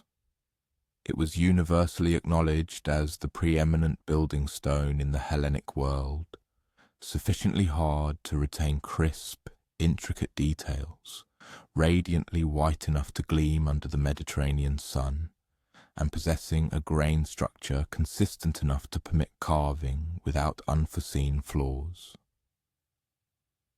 Nevertheless, even this superior marble occasionally presented inherent veins, minute cracks or subtle colour variations, which compelled Alexios to adapt his techniques, working harmoniously with, rather than against, the stone's natural characteristics.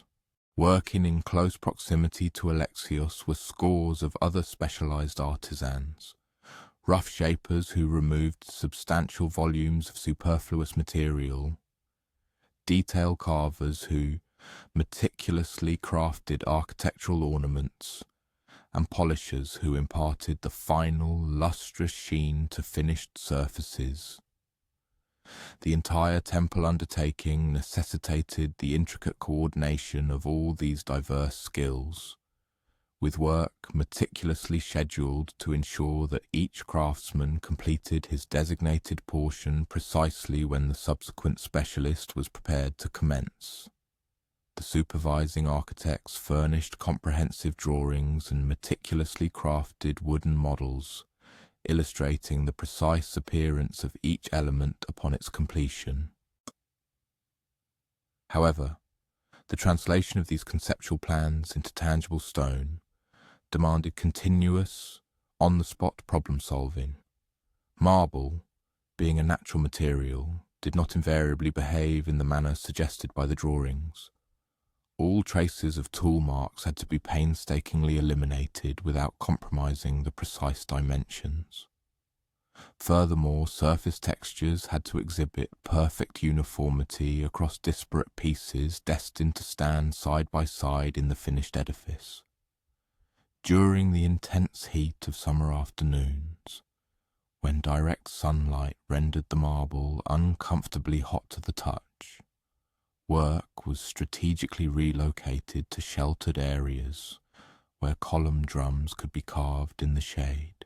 While the stone remained sufficiently cool for handling, these enclosed spaces unfortunately trapped the pervasive dust and amplified the incessant sound of hammering to a degree that rendered conversation utterly impossible.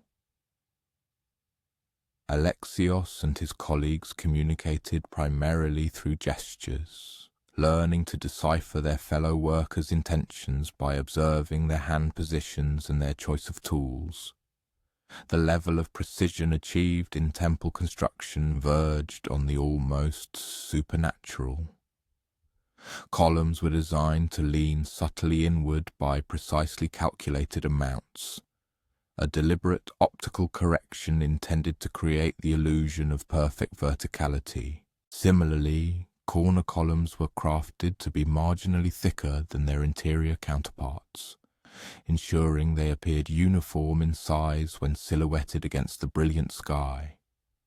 These sophisticated adjustments, termed refinements, necessitated advanced mathematical calculations and an astonishing degree of stone carving accuracy that stretched the capabilities of both the tools and the craftsman to their absolute limits.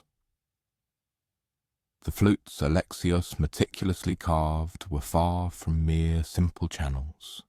Rather, they were intricate curves, specifically engineered to capture and retain shadow in ways that imparted a subtle, twisting appearance to the columns as viewers moved around them. Each flute met its adjacent neighbour at a sharply defined edge known as an aris. These meeting lines, crucially, had to remain flawlessly straight from the base to the capital of each individual column.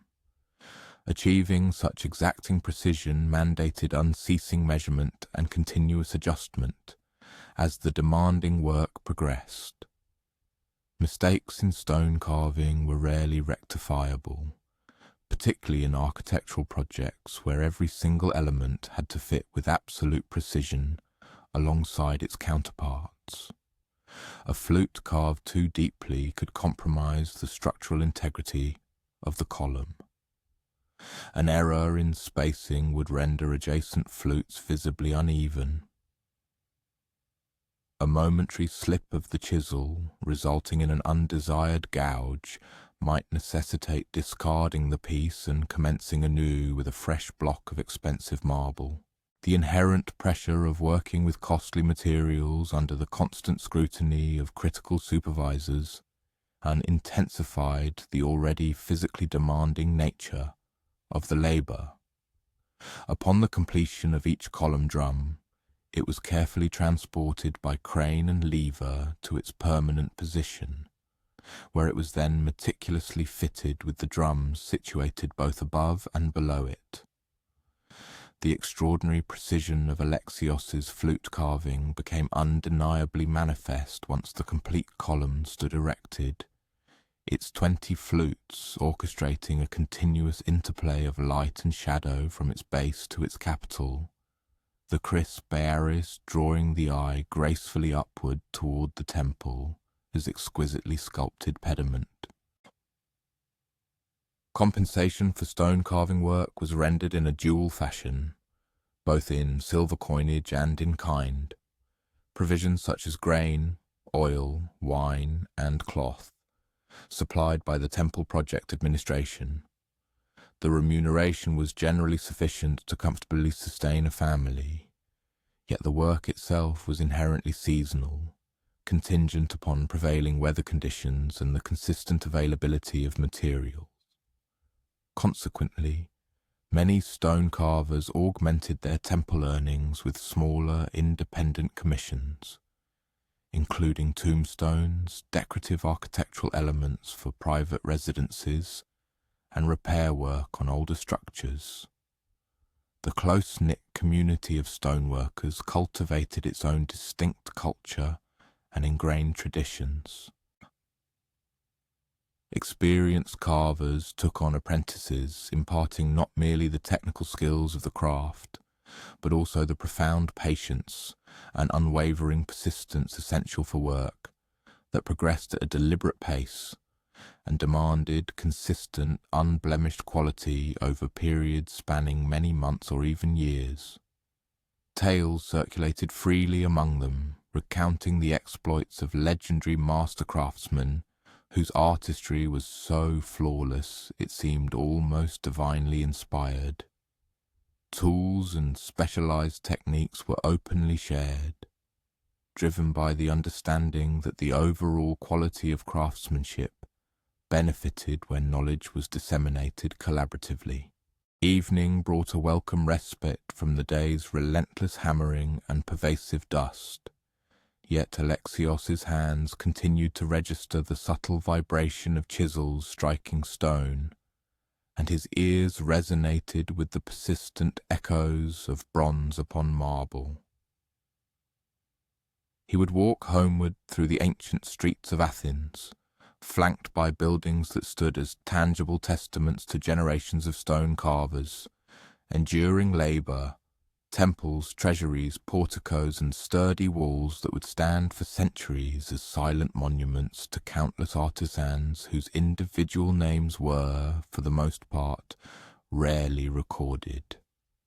At his home, Alexios would meticulously wash the fine marble dust from his hands and arms, the water quickly clouding white with the stone powder. His wife would be preparing their evening meal while he settled in the courtyard, feeling the day's accumulated tension gradually dissipate from his shoulders and arms, which had absorbed thousands upon thousands of hammer impacts. The bronze tools, the very instruments that defined his working existence, rested securely in their leather rolls, safeguarded from moisture and theft, poised for the morrow's continuation of a grand endeavour that had commenced years ago and would undoubtedly persist long after he had moved on to other projects. An individual, perhaps a sculptor, might envision in their slumber a world where exquisite marble figures effortlessly materialize, where grand architectural marvels spontaneously spring forth from the very earth, as if imbued with an inherent life force, requiring no intervention from mortal artisans. Yet the harsh light of a new day would invariably usher in the stark truth, the recalcitrant nature of unyielding marble, the relentless wear on implements, and the exacting demands of overseers. True aesthetic achievement, it would become clear, is painstakingly forged through a countless series of meticulously executed chisel applications, each one a testament to profound expertise, honed over extensive periods of dedicated training and unwavering meticulousness. These very stone carvers, concluding their laborious day, would traverse the twilight thoroughfares, their garments still bearing the fine residue of marble dust, as they made their way through the storied agora of Athens. This venerable marketplace served as the vibrant nexus where agriculturalists, skilled artisans, astute traders, and an array of patrons, hailing from every corner of the Hellenic world, converged. Here, a dynamic interchange unfolded, encompassing not only tangible commodities such as sturdy bronze implements and intricately sculpted stones, but also the intangible currency of intellectual discourse, circulating rumours, and the myriad of minor provisions indispensable for the fabric of everyday existence. Demetrios, a distinguished pottery merchant, maintained a fixed establishment within the confines of the Athenian agora, and his daily routine commenced in the pre-dawn gloom, many hours prior to the appearance of the initial clientele. The historical epoch was 430 BCE, and the expansive market encircling him epitomized the pulsating core of Athenian commercial activity, a vast and eclectic assembly comprising enduring retail outlets, ephemeral stands, and itinerant hawkers. This vibrant conglomeration effectively transmuted an otherwise vacant expanse into a teeming metropolis nestled within the larger urban fabric. His particular vending post commanded a prime position adjacent to the Panathenaic Way, that expansive thoroughfare along which ceremonial processions wended their way during periods of religious observance. This coveted site entailed substantial annual lease payments remitted to the municipal authorities, yet the consistent flow of pedestrians amply vindicated the considerable outlay. Within this advantageous setting, patrons possessed the liberty to scrutinize his ceramic wares, meticulously arranged upon wooden shelving units and sturdy tables, affording them the opportunity to contrast various forms, dimensions, and ornamental motifs preceding their final acquisitions. The diverse array of ceramic artifacts originated from numerous workshops situated across Attica and extending into more distant regions. This included mundane culinary receptacles crafted by indigenous potters, exquisitely adorned examples fashioned by master artisans specializing in decorative arts, and robust storage amphorae procured from islands renowned for their unique clay compositions, which yielded exceptionally durable ceramics. Fundamentally, each individual item embodied a profound repository of specialized expertise concerning optimal firing temperatures, meticulous clay conditioning, intricate glazing methodologies, and the nuanced proficiencies that demarcated mere utilitarian earthenware from genuine artistic expression. The meticulous arrangement of his market display necessitated a dual focus on both safeguarding his merchandise and optimizing its commercial appeal. Items of significant monetary worth demanded strategic placement, ensuring their prominent visibility to potential buyers while simultaneously thwarting opportunistic theft.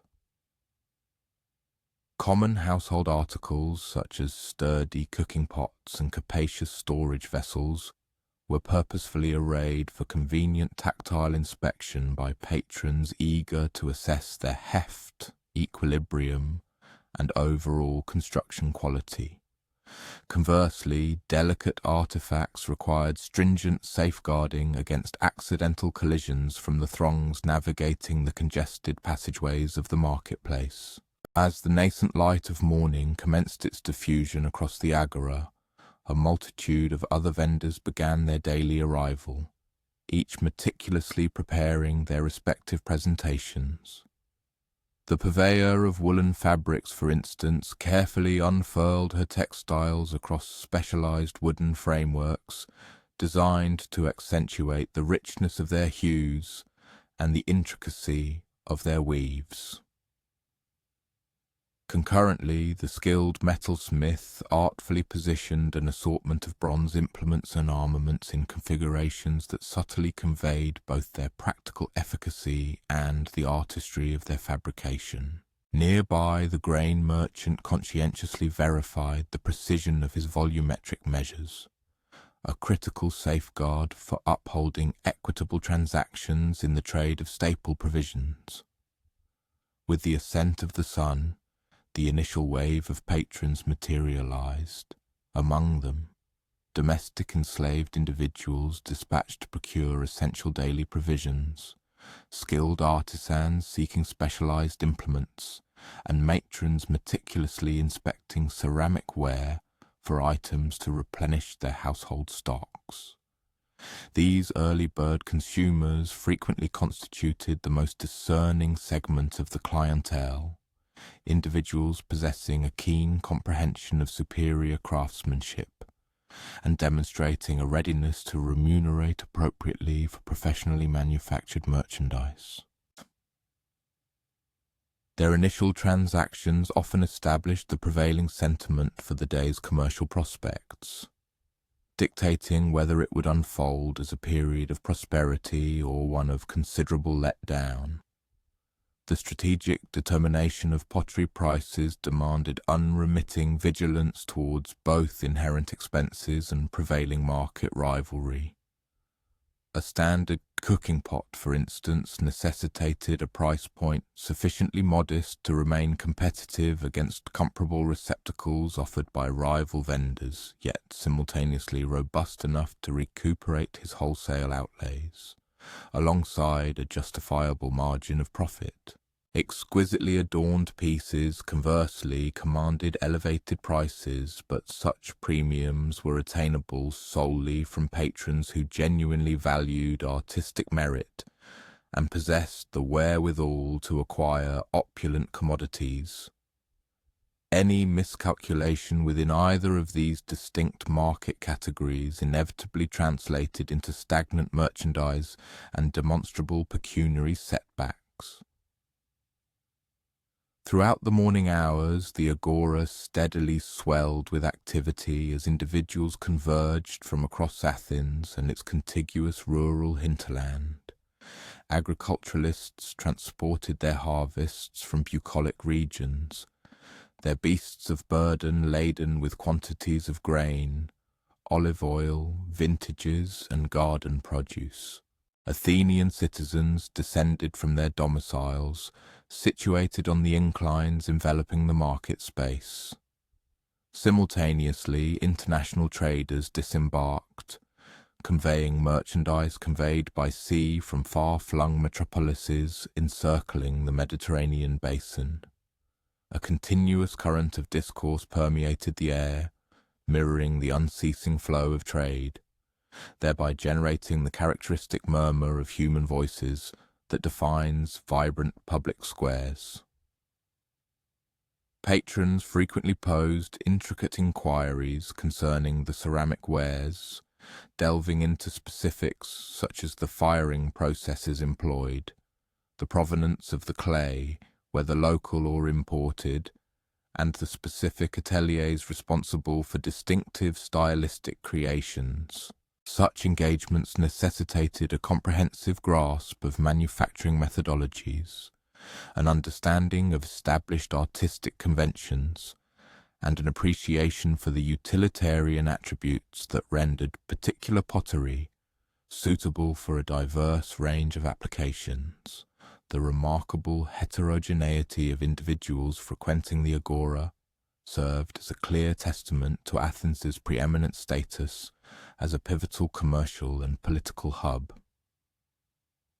One might, for instance, conduct transactions with the spouse of an affluent citizen, an emissary from a foreign land, a maritime captain provisioning his craft for an extended sea journey, or even the impoverished widow of an artisan, meticulously allocating meagre resources to substitute damaged domestic articles. Invariably, each distinct customer presented a unique confluence of requirements, varying degrees of product knowledge, and disparate capacities for expenditure.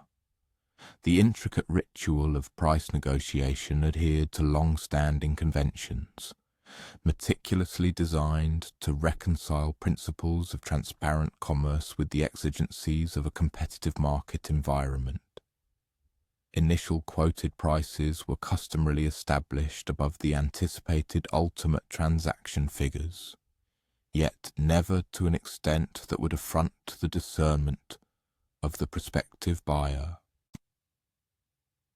This dynamic bargaining interaction afforded both the vendor and the purchaser an opportunity to display their respective expertise and to arrive at terms agreeable to both, all while preserving the interpersonal rapport essential for fostering recurrent patronage. As the morning advanced and the solar orb ascended to its zenith, the agora progressively transformed into a dense and cacophonous hub of activity. Merchants vociferously advertised the merits of their merchandise, while patrons engaged in animated discussions regarding potential acquisitions with their familial companions. Youngsters weaved deftly amidst the various booths, either pursuing playmates or diligently executing tasks for their guardians.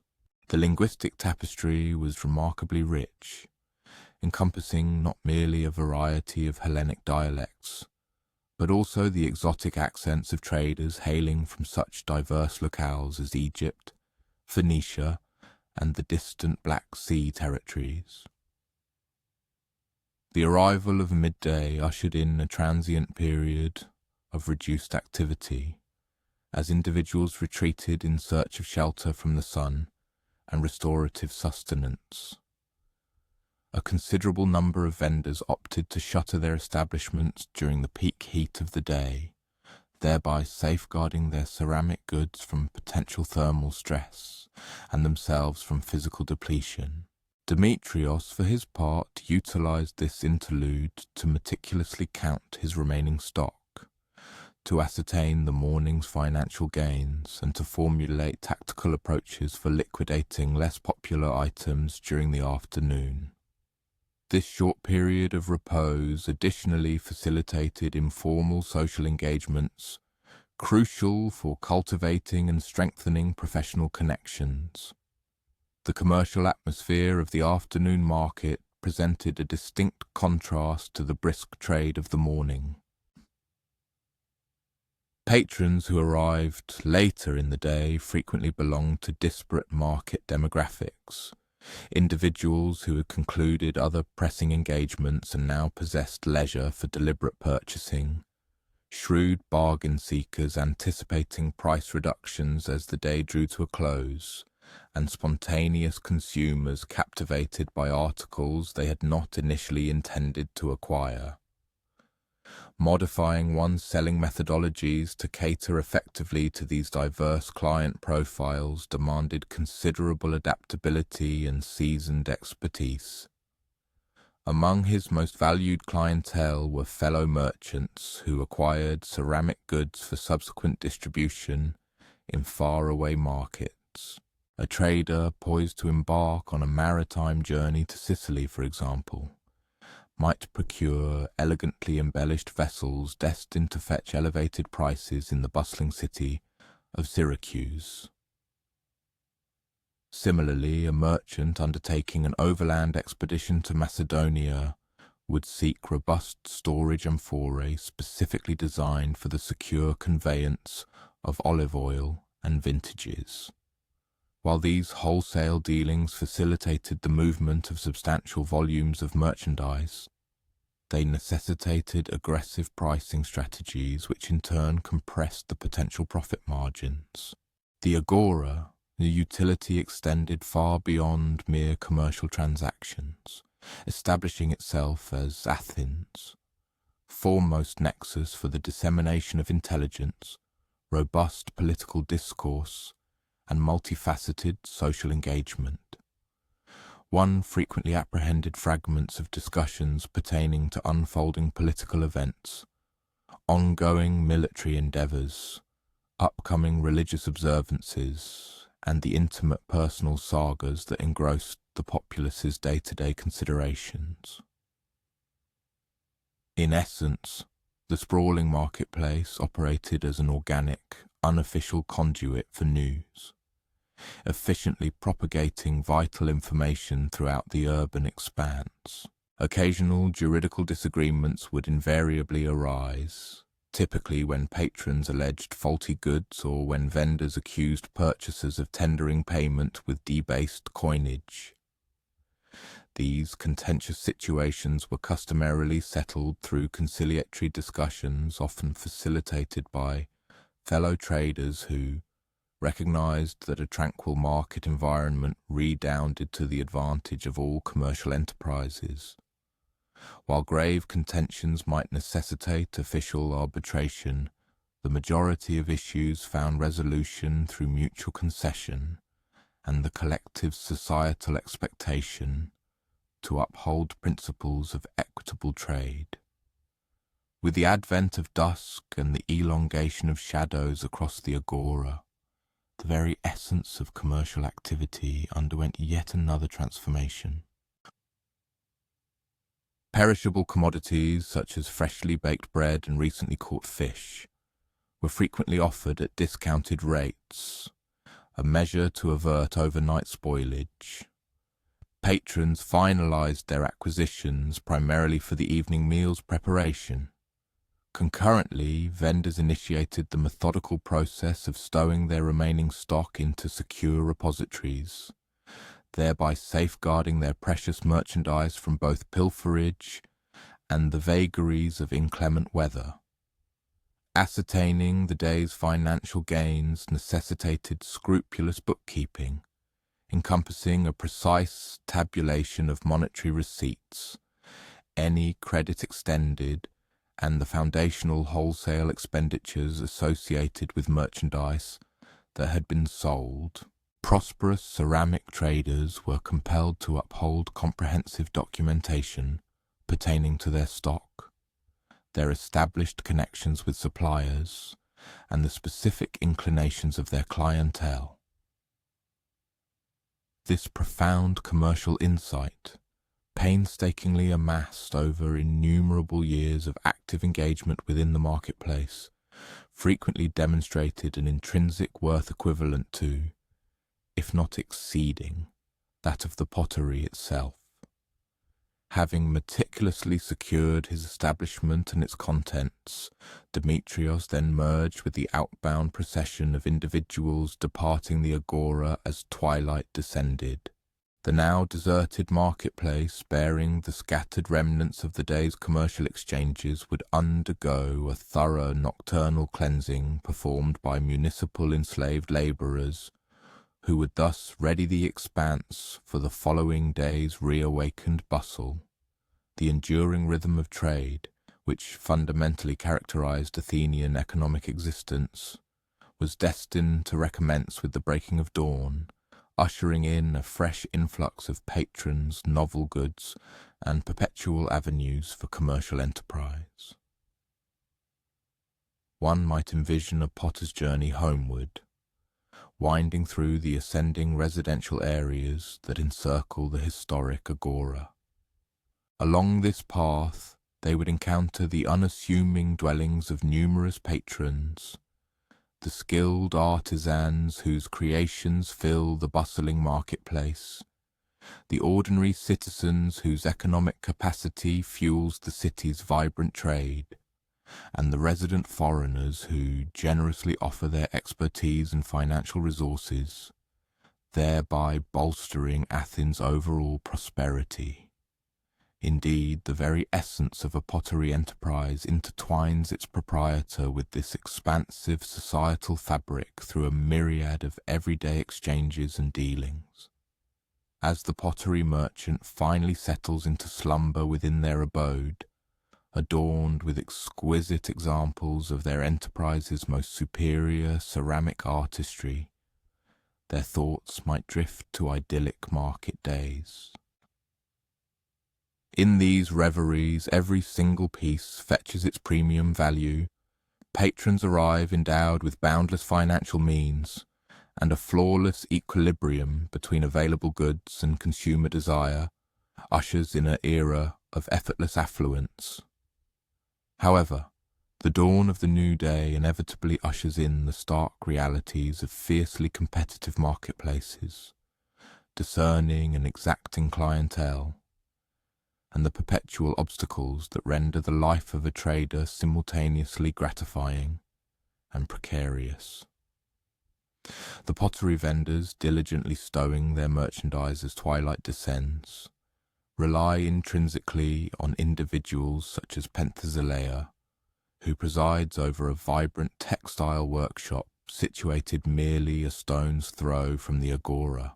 Within its walls, the rhythmic clicking of looms establishes a cadence as unwavering and fundamental as the pulse of life itself. While the male populace engages in spirited political discourse within the public square, women quietly pursue endeavours that, quite literally, underpin the very fabric of Greek civilization, meticulously spinning thread, skillfully weaving cloth, and thereby producing the essential textiles that offer protection, warmth, and a sense of identity to every individual within the community. Penthesilea, an esteemed master weaver residing in Athens, presides over a modest workshop that provides employment for 6 women. These skilled artisans, with their dexterous hands, meticulously transform raw wool and linen into the diverse array of fabrics that clad every segment of society, from the humblest slaves to the most distinguished aristocrats. The year is 425 BCE, a period when the city's primary focus is consumed by the exigencies of warfare and political machinations. Yet, Penthesilea's attention is directed towards more foundational concerns, ensuring the uninterrupted output of cloth, which is crucial for keeping families comfortably warm, providing essential covering for children, and safeguarding labourers during their daily toil. This industrious workshop is situated on the ground floor of a residence located conveniently close to the agora.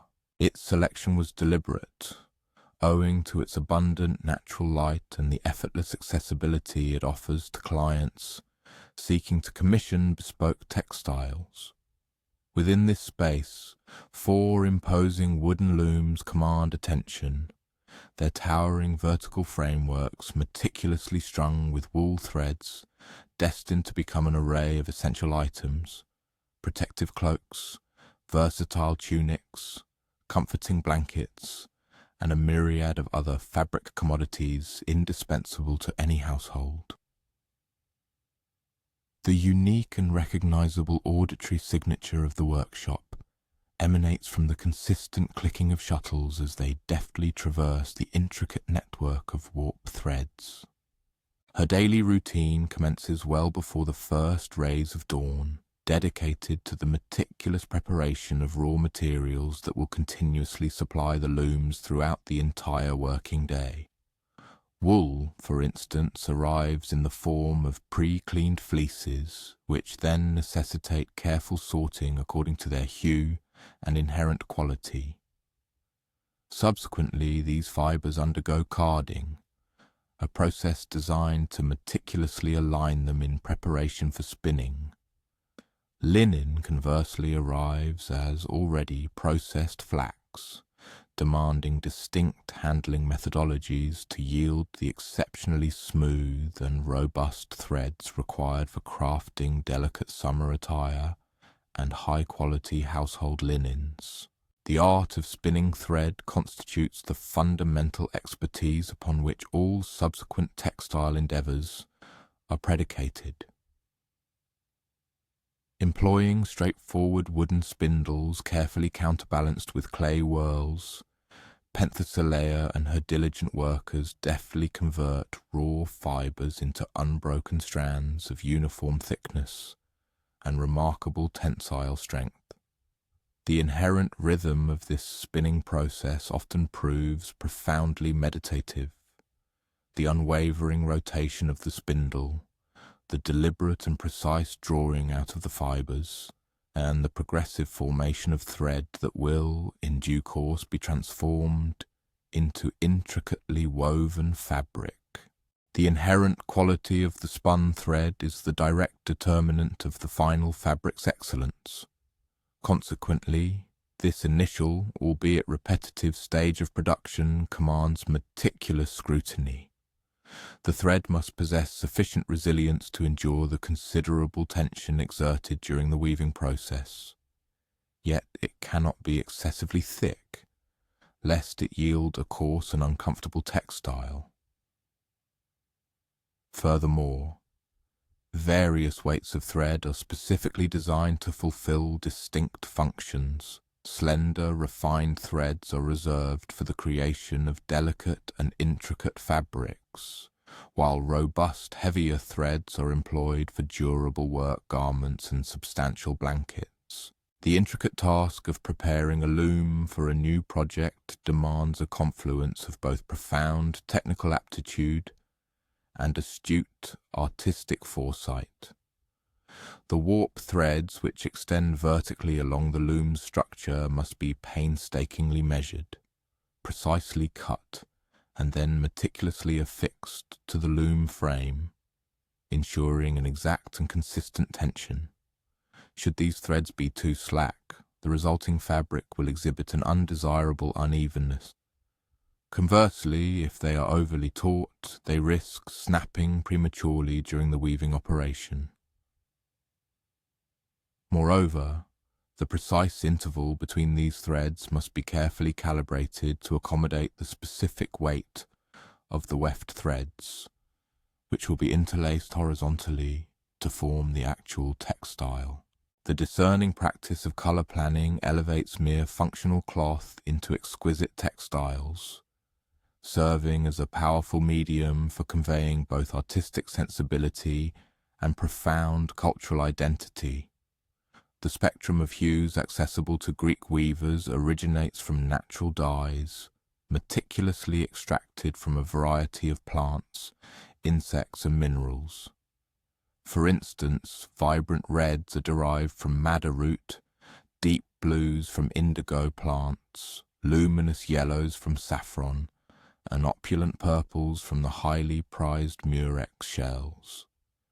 Crucially, each distinct colour necessitates its own unique preparation methods and the application of specific mordants to ensure the dyes are indelibly fixed within the fibres, guaranteeing their permanence.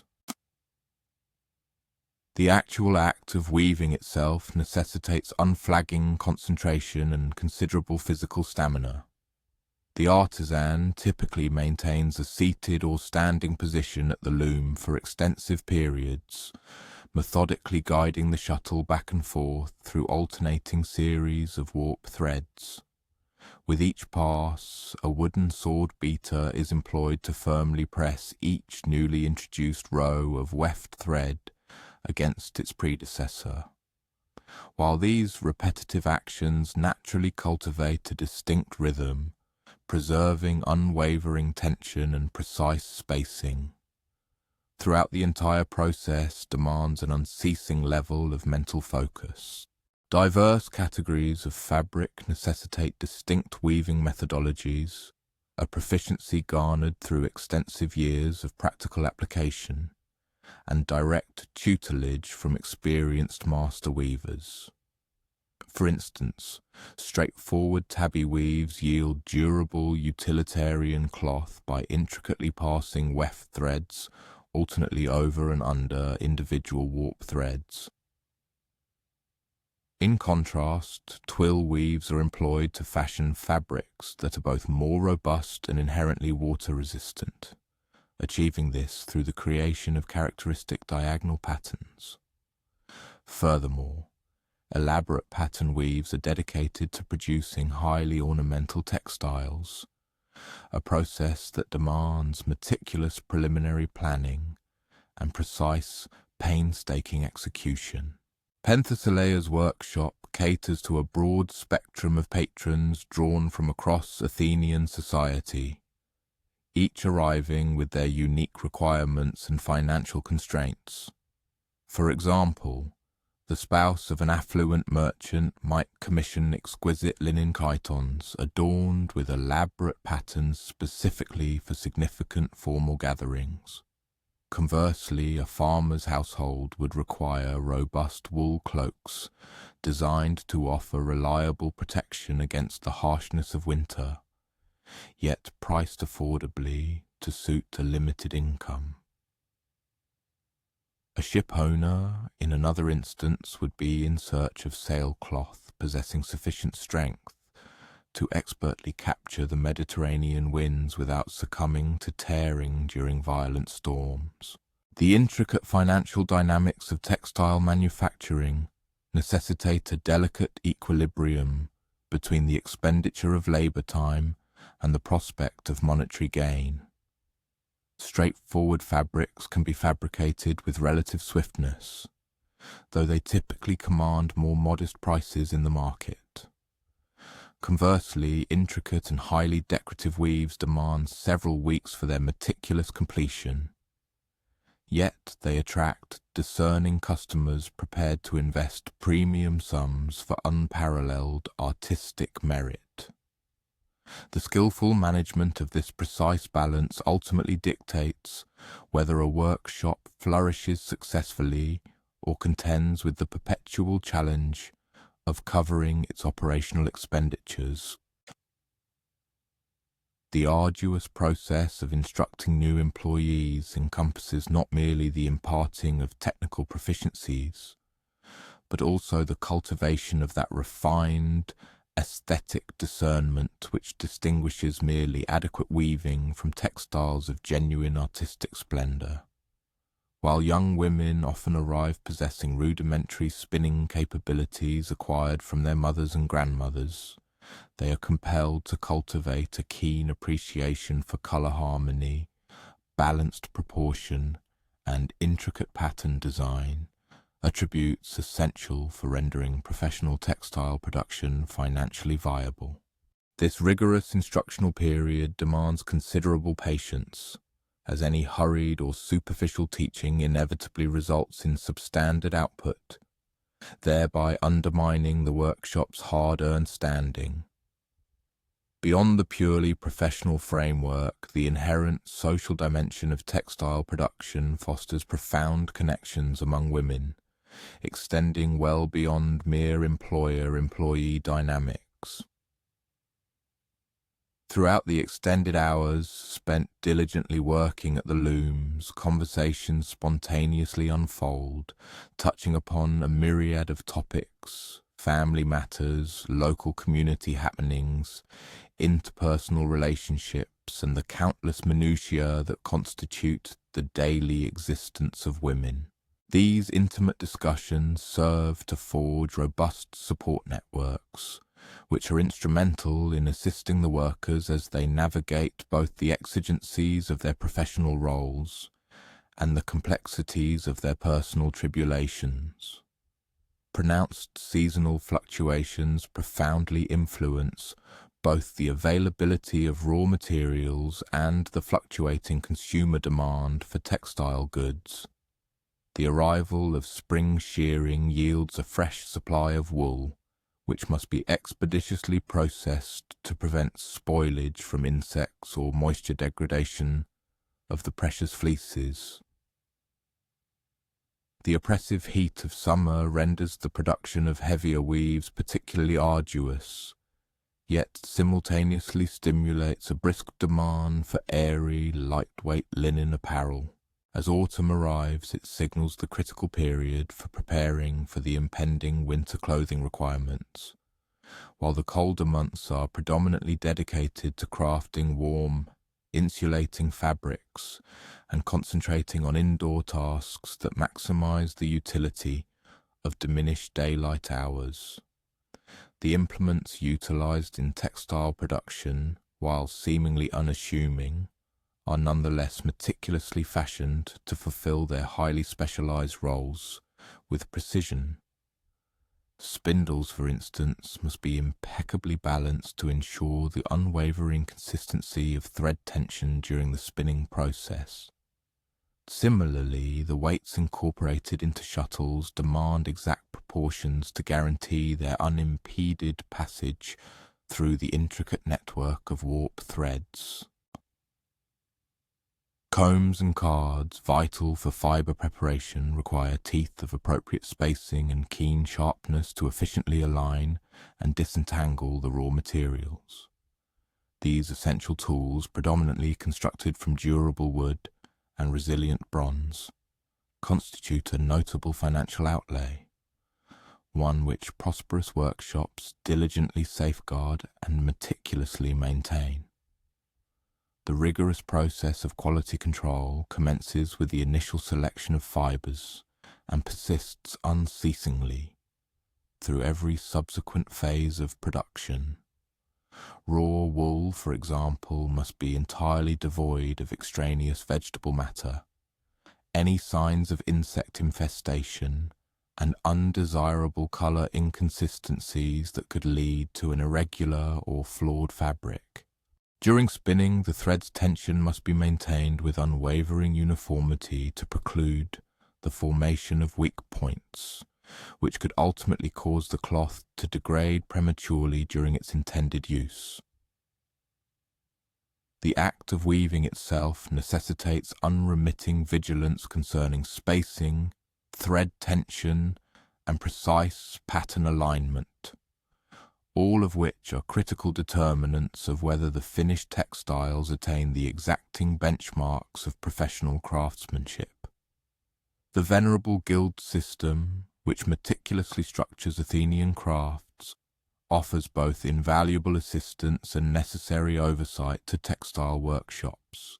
Within this framework, master weavers readily exchange specialized techniques, collectively define rigorous quality benchmarks, and strategically coordinate their responses to the myriad economic adversities that might impact the entire textile industry. Furthermore, well-established apprenticeship programs are instrumental in guaranteeing the seamless transfer of essential skills from one generation to the next, while simultaneously upholding the stringent standards that diligently safeguard the Guild's esteemed reputation for consistently reliable workmanship. The intricate realm of colour work stands as arguably the most artistically demanding facet of textile production, necessitating a profound comprehension of dye-yielding plants, the role of mordants, and sophisticated application methodologies to achieve enduringly beautiful outcomes. Red pigments derived from madder roots are capable of yielding a diverse spectrum of hues, varying from the softest pale pinks to the most intense deep crimsons, contingent upon the specific preparatory processes employed. Blues, extracted from either woad or indigo, can manifest in an impressive range of shades, from a light, ethereal sky blue to a rich, profound midnight navy. Meanwhile, yellows, obtained from sources such as saffron, weld, or other botanical specimens, provide brilliant and vivid colours, yet these hues are notoriously prone to rapid fading if not meticulously treated with appropriate mordants. The most opulent and costly pigments originate from regions far beyond the Hellenic lands. For instance, the highly coveted Tyrian purple, meticulously derived from the murex shells abundant in the azure expanses of the eastern Mediterranean, commands a price exceeding that of silver. This exquisite hue, therefore, graces only the fabrics commissioned by the most affluent patrons, signifying their unparalleled prosperity. Such lavish dyes necessitate a profound and intricate specialized understanding for their extraction and application, resulting in creations that function less as mere utilitarian garments and more as potent emblems of social standing and immense personal prestige.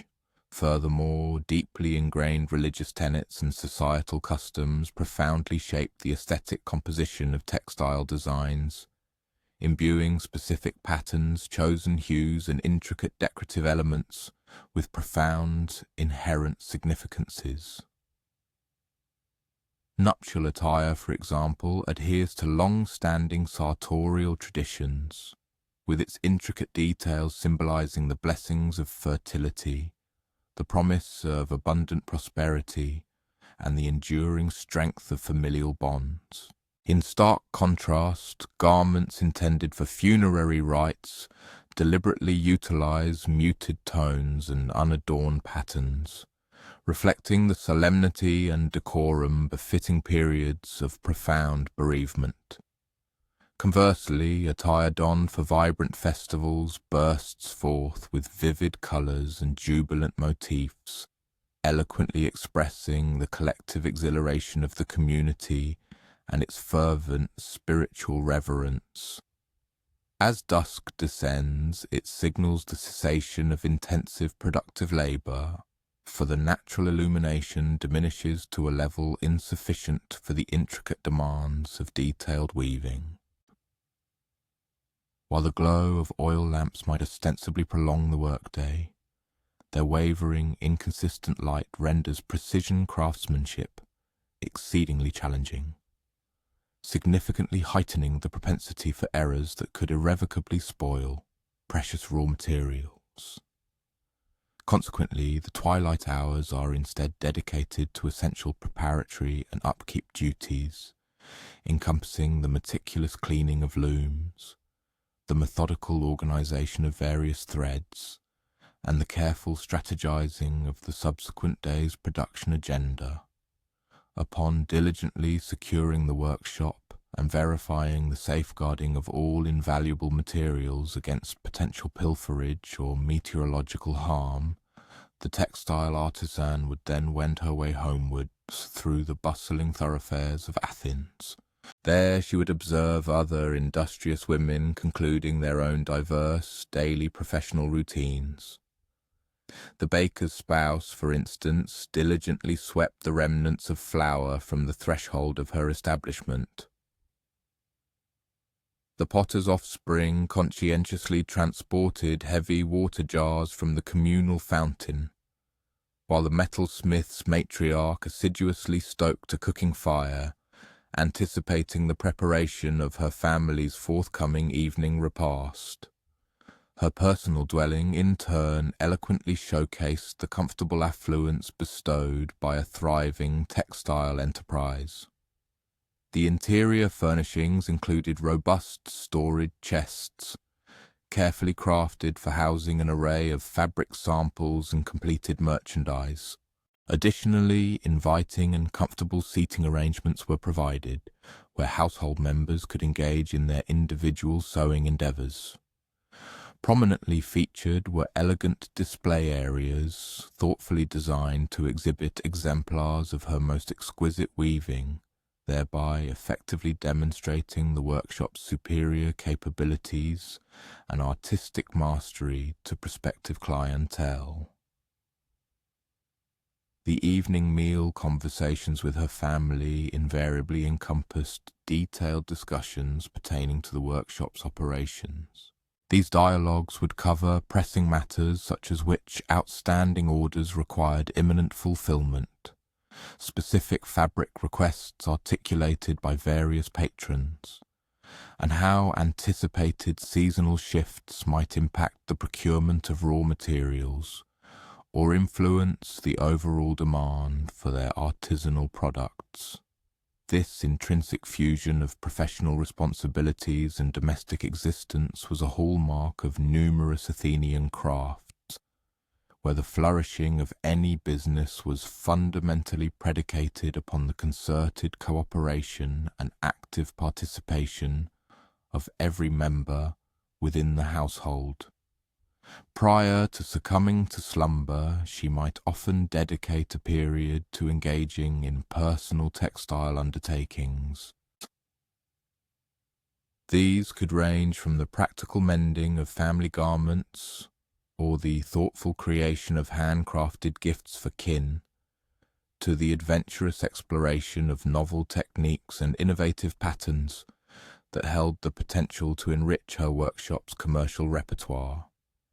Such tranquil nocturnal pursuits served a dual purpose.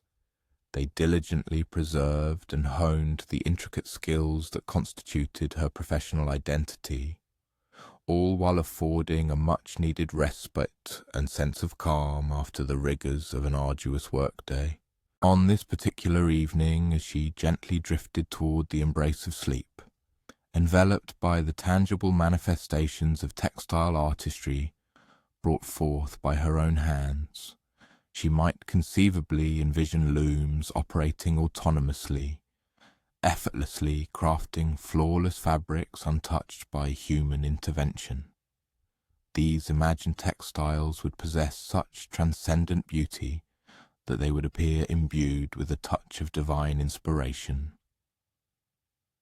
Yet, with the dawn of the morrow, she would inevitably reawaken to the tangible realities of exacting clientele, intricate technical dilemmas, and the ceaseless diligent labour that meticulously transmuted humble fibres into the essential cloth adorning Greek civilization. Indeed, those dedicated textile artisans diligently fashioning the delicate linen destined to become soldiers' tunics, and the robust wool transformed into their protective cloaks, ultimately provided for individuals such as Lysander, a valiant hoplite serving within the Athenian army. Lysander, in truth, dedicated considerably more of his valuable time to the meticulous upkeep of his military accoutrements and the patient anticipation of directives than to actual engagement in pitched battles. The year was 429 BCE,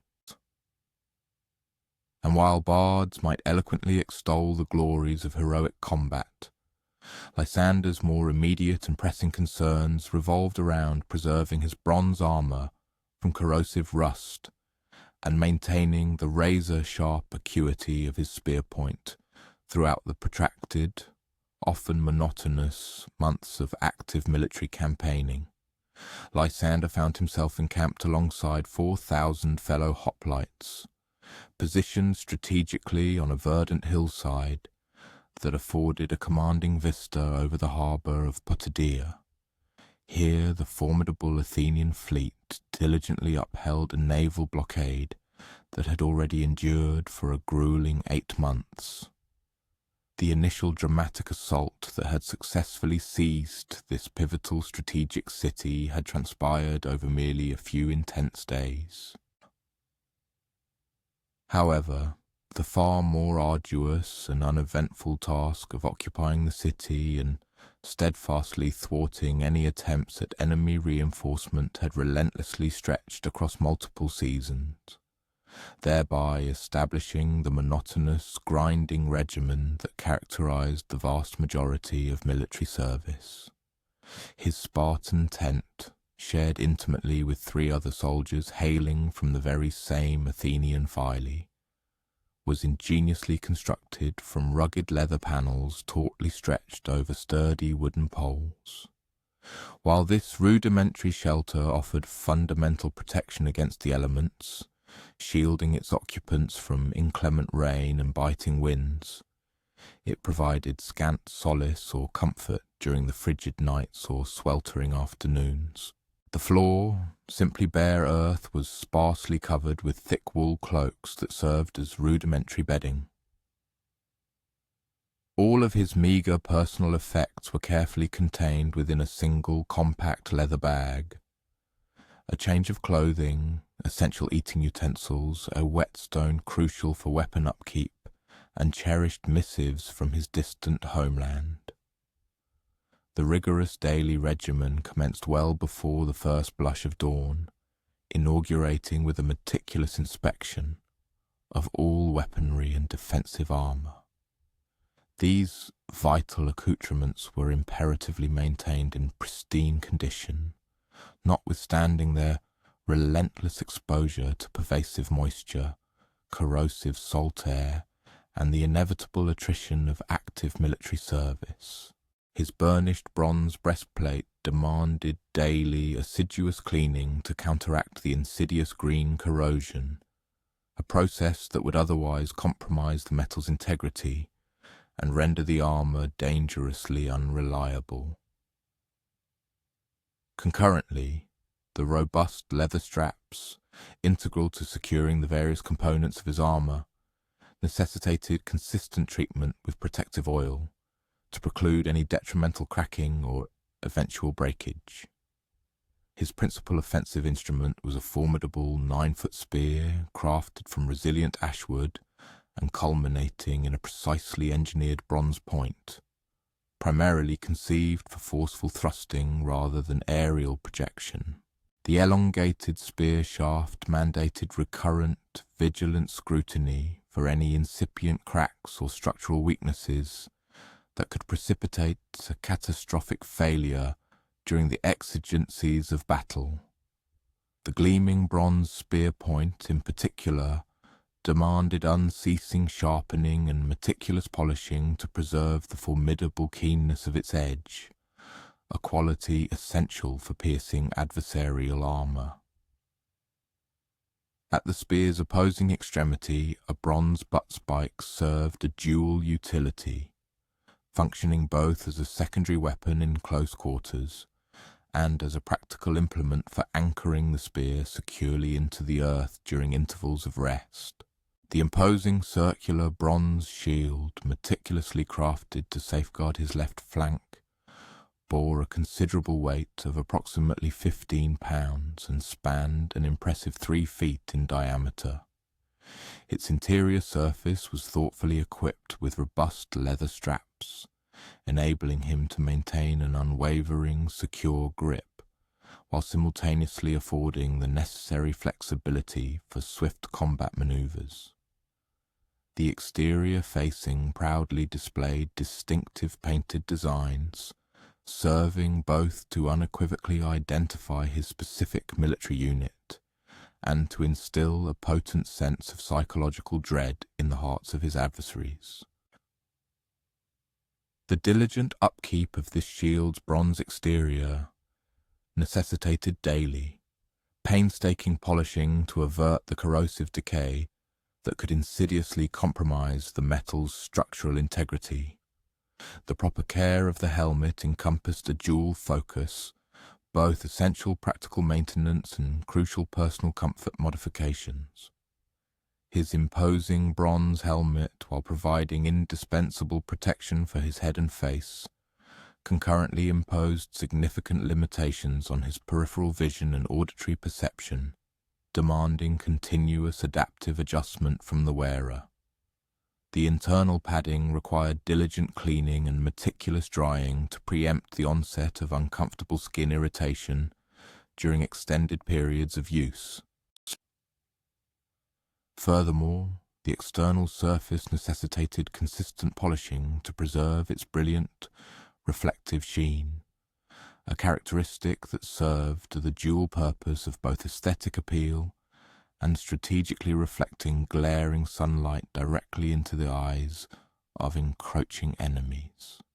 Rigorous physical conditioning persisted even amidst the static nature of siege operations, recognizing that the demanding nature of hoplite combat necessitated formidable strength, unwavering endurance, and precise coordination, attributes that rapidly diminished without continuous dedicated practice. The morning exercises routinely encompassed intense spear drills, intricate shield work, and disciplined formation movements, all designed to ingrain these actions as automatic reflexes, crucial for navigating the inherent chaos of actual battle. Beyond mere physical preparation, these training sessions also served a vital function in upholding unit cohesion and reinforcing strict discipline throughout the prolonged stretches of tedium that were an intrinsic feature of siege warfare. The rhythm of camp existence largely coalesced around the established mess groups, which meticulously structured both military obligations and intricate social interconnections.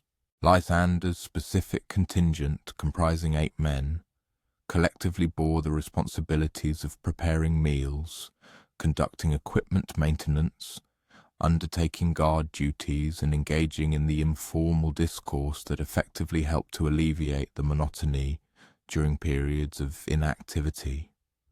These deeply forged relationships frequently demonstrated a significance surpassing that of the formal military hierarchy in dictating the operational efficacy of units during the crucible of combat situations.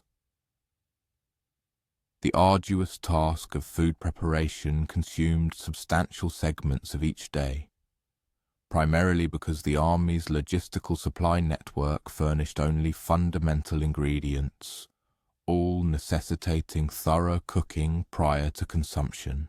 Coarse barley grain had to be painstakingly ground into flour, subsequently baked into hearty bread, or simmered into a nourishing porridge. Similarly, dried fish and preserved meats demanded careful preparation to render them palatable after enduring months of storage. Furthermore, the wine provided required judicious dilution with water, a crucial measure to avert intoxication that could severely impair military effectiveness and discipline.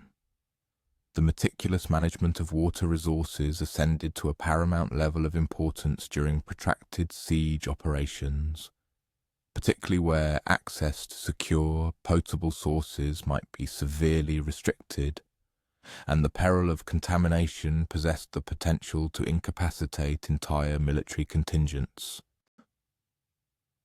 Stringent camp regulations precisely dictated the protocols for water collection, its secure storage, and its equitable distribution, all meticulously designed to guarantee sufficient provisions while simultaneously curtailing any wasteful usage.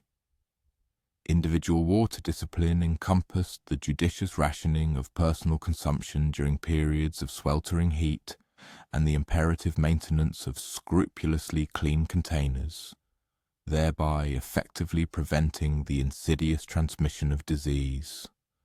Undertaking guard duty furnished a dual benefit offering both indispensable security for the encampment and a welcome diversion from the monotonous camp routine, through the imposition of responsibilities demanding acute alertness and sound judgment.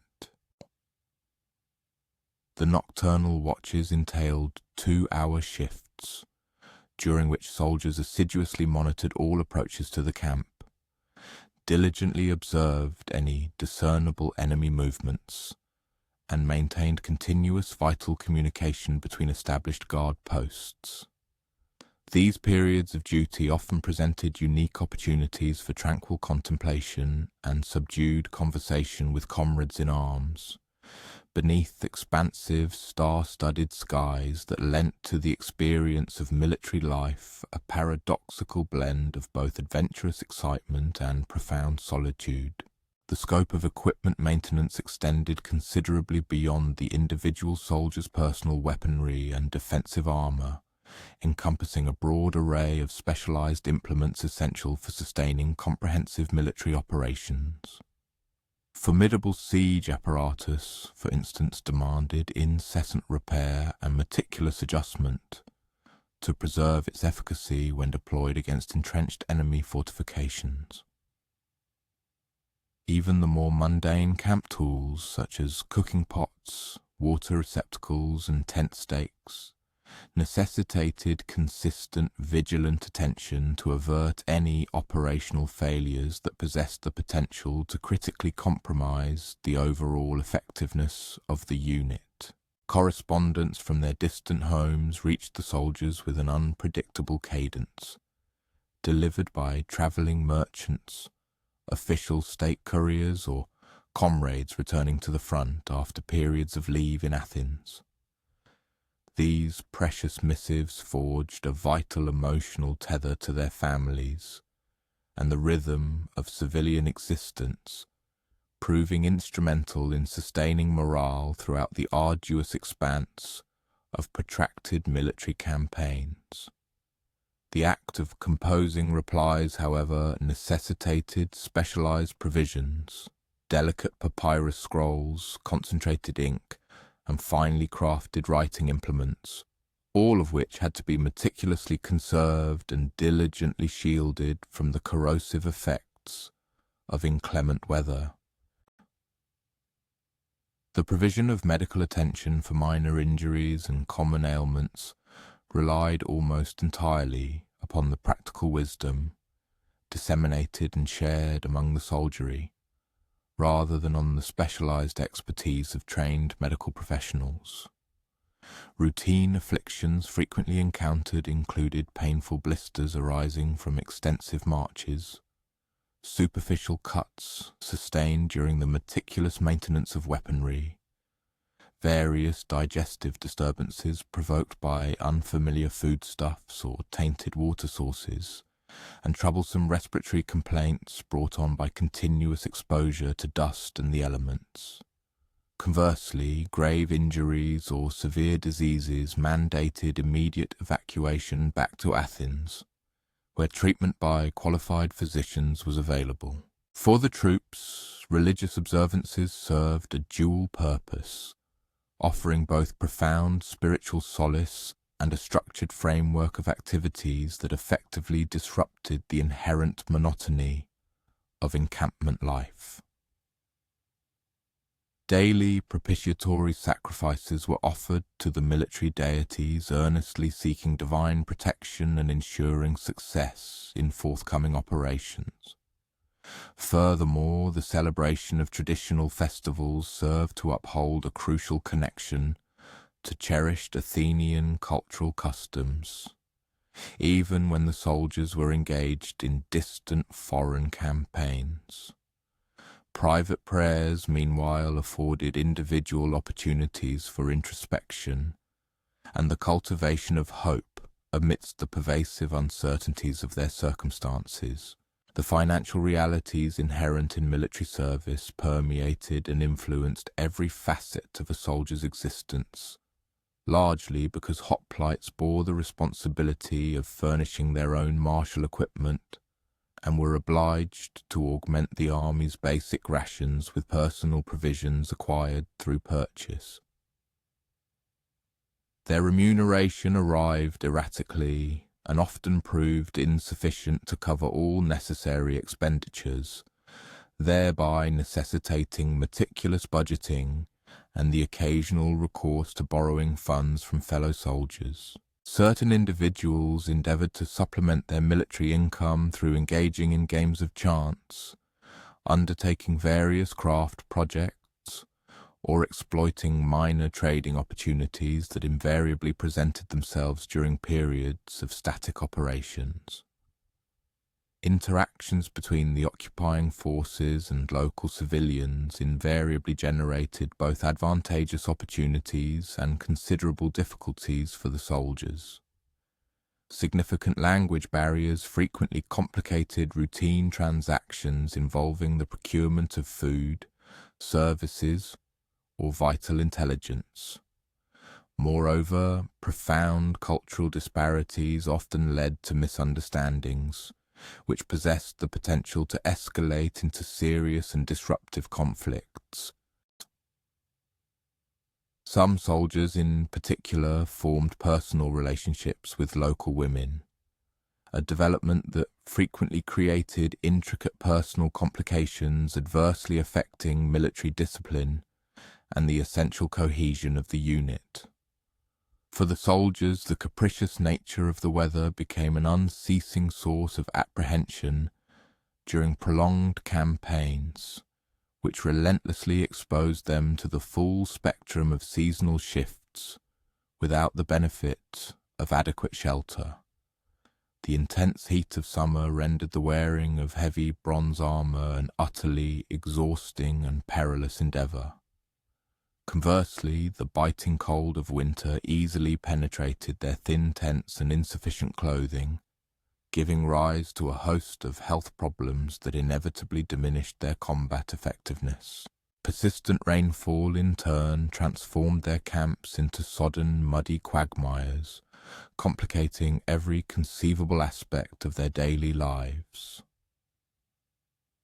During lulls in military activity, the soldiers' entertainment relied almost entirely upon diversions they devised for themselves, rather than on any formally organized recreation programs. Gambling games provided a potent source of excitement and presented opportunities to either win or lose money, directly impacting their personal finances. Athletic competitions not only helped to maintain their physical fitness, but also offered valuable competitive outlets for their pent-up aggressive energies. Storytelling sessions where they recounted shared experiences, propagated rumours, and spun fantastical tales served to help them pass the long evening hours. With the protracted absence of significant military engagement, the task of upholding unit discipline and sustaining individual motivation grew progressively more challenging. Some soldiers felt compelled to petition for leave, seeking to return home for pressing family emergencies or to attend to personal matters. Others succumbed to problems with excessive drinking, or became embroiled in disputes with their comrades, behaviours that gravely jeopardized the vital cohesion of the unit. Officers in their leadership roles were thus compelled to navigate a delicate balance between understanding legitimate concerns and rigorously enforcing the imperatives of military effectiveness. As dusk settled over the military encampments, the soldiers' evening activities adhered to established routines that provided both structure and a measure of comfort amidst their uncertain circumstances. The cleaning of their weapons often assumed an almost ritualistic quality, ensuring the readiness of their equipment while simultaneously offering familiar, grounding activities. Group meals presented invaluable opportunities for social interaction and the sharing of news from home, or the latest rumours circulating about future operations. Personal maintenance, such as bathing, repairing clothing, and the writing of letters, served to preserve their connections to their civilian identities and maintain their personal standards. One might imagine a soldier as they settled into their coarse wool cloak upon the unyielding ground inside their leather tent this very night, listening to the hushed sounds of 4,000 other warriors preparing for slumber. Perhaps they dreamt of the climactic battle that would finally bring this campaign to a decisive end, permitting a return to the tranquility of civilian existence. Yet, come morning, they would awaken to yet another day, defined by the mundane tasks of equipment maintenance, the vigilance of guard duty, and the interminable process of waiting. For military life in its essence comprised predominantly of preparation and patience, rather than the dramatic combat that so readily captivated the public imagination. The soldiers, partaking of their unadorned camp meals of barley bread and watered wine, consumed the very same fundamental provisions that had sustained Greek civilization for countless generations. The revered Mediterranean trinity of grain, olive oil, and wine. These staples graced every table, from the humble abode of the poorest farmer to the opulent symposium of the wealthiest merchant. These were not exotic delicacies, but rather the foundational ingredients that profoundly shaped Greek culture, its economy, and its daily life in ways both eminently practical and deeply significant.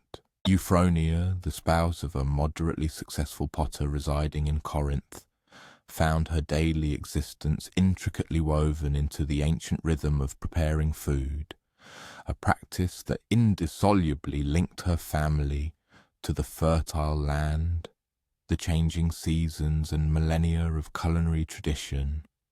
The year was 420 BCE.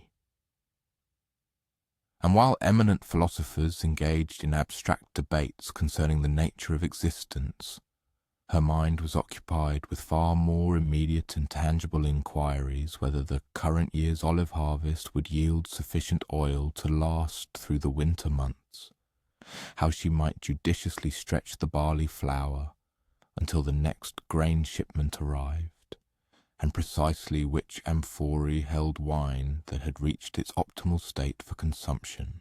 Her kitchen, a modest chamber situated beside the house's central courtyard, was equipped with the essential tools demanded by traditional Greek cooking: clay pots of varying capacities, sharp bronze knives, simple wooden spoons, robust grinding stones, and the portable brazier that served as her primary cooking surface.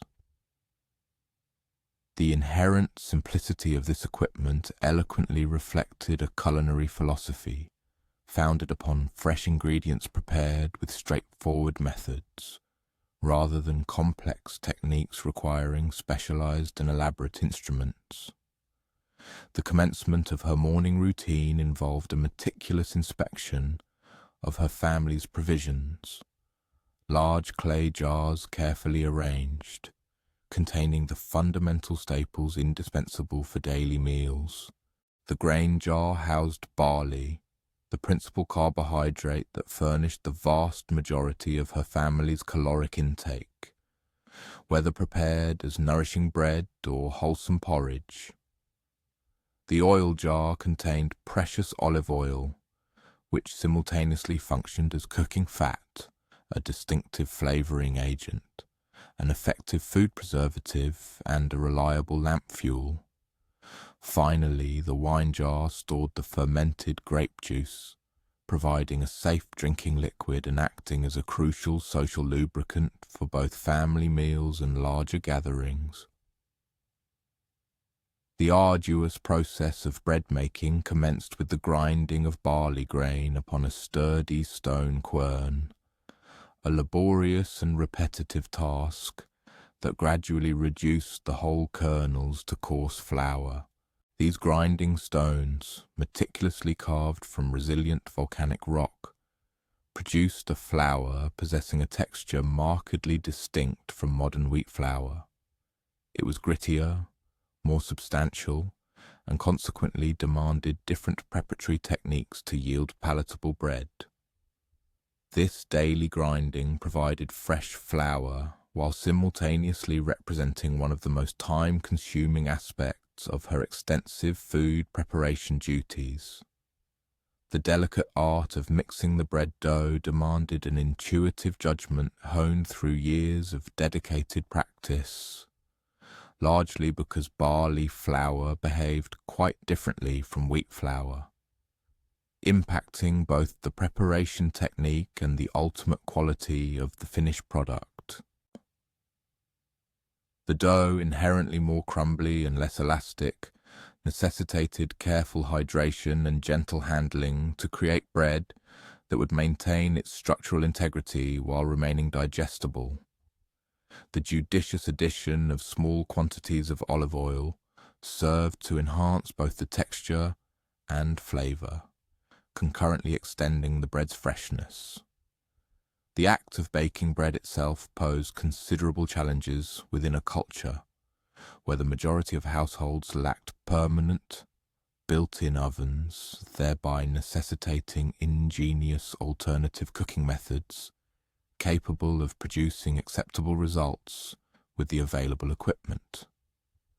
Her portable clay oven, heated by carefully managed charcoal or small wood scraps, allowed for the baking of modest loaves through precise temperature control. Alternatively, flatbreads could be quickly cooked on hot stones or metal griddles, a method that required less fuel and yielded food suitable for immediate consumption. The inherent quality and diverse range of available grains profoundly influenced both the nutritional value and the flavor profile of her family's diet, establishing a direct link between their sustenance and prevailing agricultural conditions alongside crucial trade relationships. Locally sourced barley formed the bedrock of most meals, yet imported wheat afforded the luxury of creating lighter, more palatable bread for special occasions. Millet and other less common grains served as invaluable backup foods during those years when primary crops suffered failure or became prohibitively expensive for daily consumption. Olive oil, far transcending its role as a mere cooking medium, fulfilled a multitude of functions that extended its utility and value far beyond simple culinary applications, rendering it one of the most versatile and indispensable substances in Greek households. As a cooking oil, it provided the primary fat for sautéing vegetables, fish, and various meats, while imparting a distinctive flavour that fundamentally defined Mediterranean cuisine. As a preservative, it diligently protected stored foods from spoilage by establishing impenetrable barriers that prevented contact with air. Furthermore, as lamp fuel, it provided essential illumination during the evening hours, producing notably less smoke than other available alternatives. The intrinsic quality of olive oil exhibited considerable variation, contingent upon the specific production methods employed, the prevailing storage conditions, and its age. This necessitated a discerning knowledge and keen discrimination to select the most appropriate oils for their intended uses. Fresh oil, obtained from the initial pressing, yielded the finest flavour, ideal for foods consumed raw, or those subjected to only light cooking. Subsequent pressings, the second and third, produced oils perfectly suitable for general cooking applications where the heat inevitably diminished more subtle flavour differences. Older oil, while lacking the delicate nuances of its fresher counterparts, served adequately for lamp fuel and various other non-culinary purposes. Wine consumption was governed by established customs and deeply rooted traditions, which meticulously regulated both societal decorum and considerations of well-being. In an ancient culture where fermented beverages offered distinctly safer drinking options compared to the often questionable purity of natural water sources, pure, unadulterated wine was a rarity. Instead, it was customarily blended with water in varying proportions to yield mildly alcoholic libations deemed suitable for daily consumption. These precise mixing ratios were not arbitrary, but rather fluctuated judiciously according to the specific occasion, the particular time of day, and the individual's personal tolerance levels for the spirit. The preparation of vegetables necessitated culinary approaches skillfully tailored to preserve their inherent nutritional value and vibrant flavour, all while utilising the cooking methods and seasonings readily available. Fresh, verdant produce, such as pungent onions, aromatic garlic, slender leeks, and hearty cabbage, was frequently enjoyed either raw to retain its crisp texture or lightly cooked to safeguard its vital vitamins. Conversely, dehydrated legumes, including nourishing lentils, substantial chickpeas, and distinctive black-eyed peas, demanded more extended cooking durations, yet they consistently furnished a crucial protein component that admirably supplemented the predominantly carbohydrate-based dietary regimen.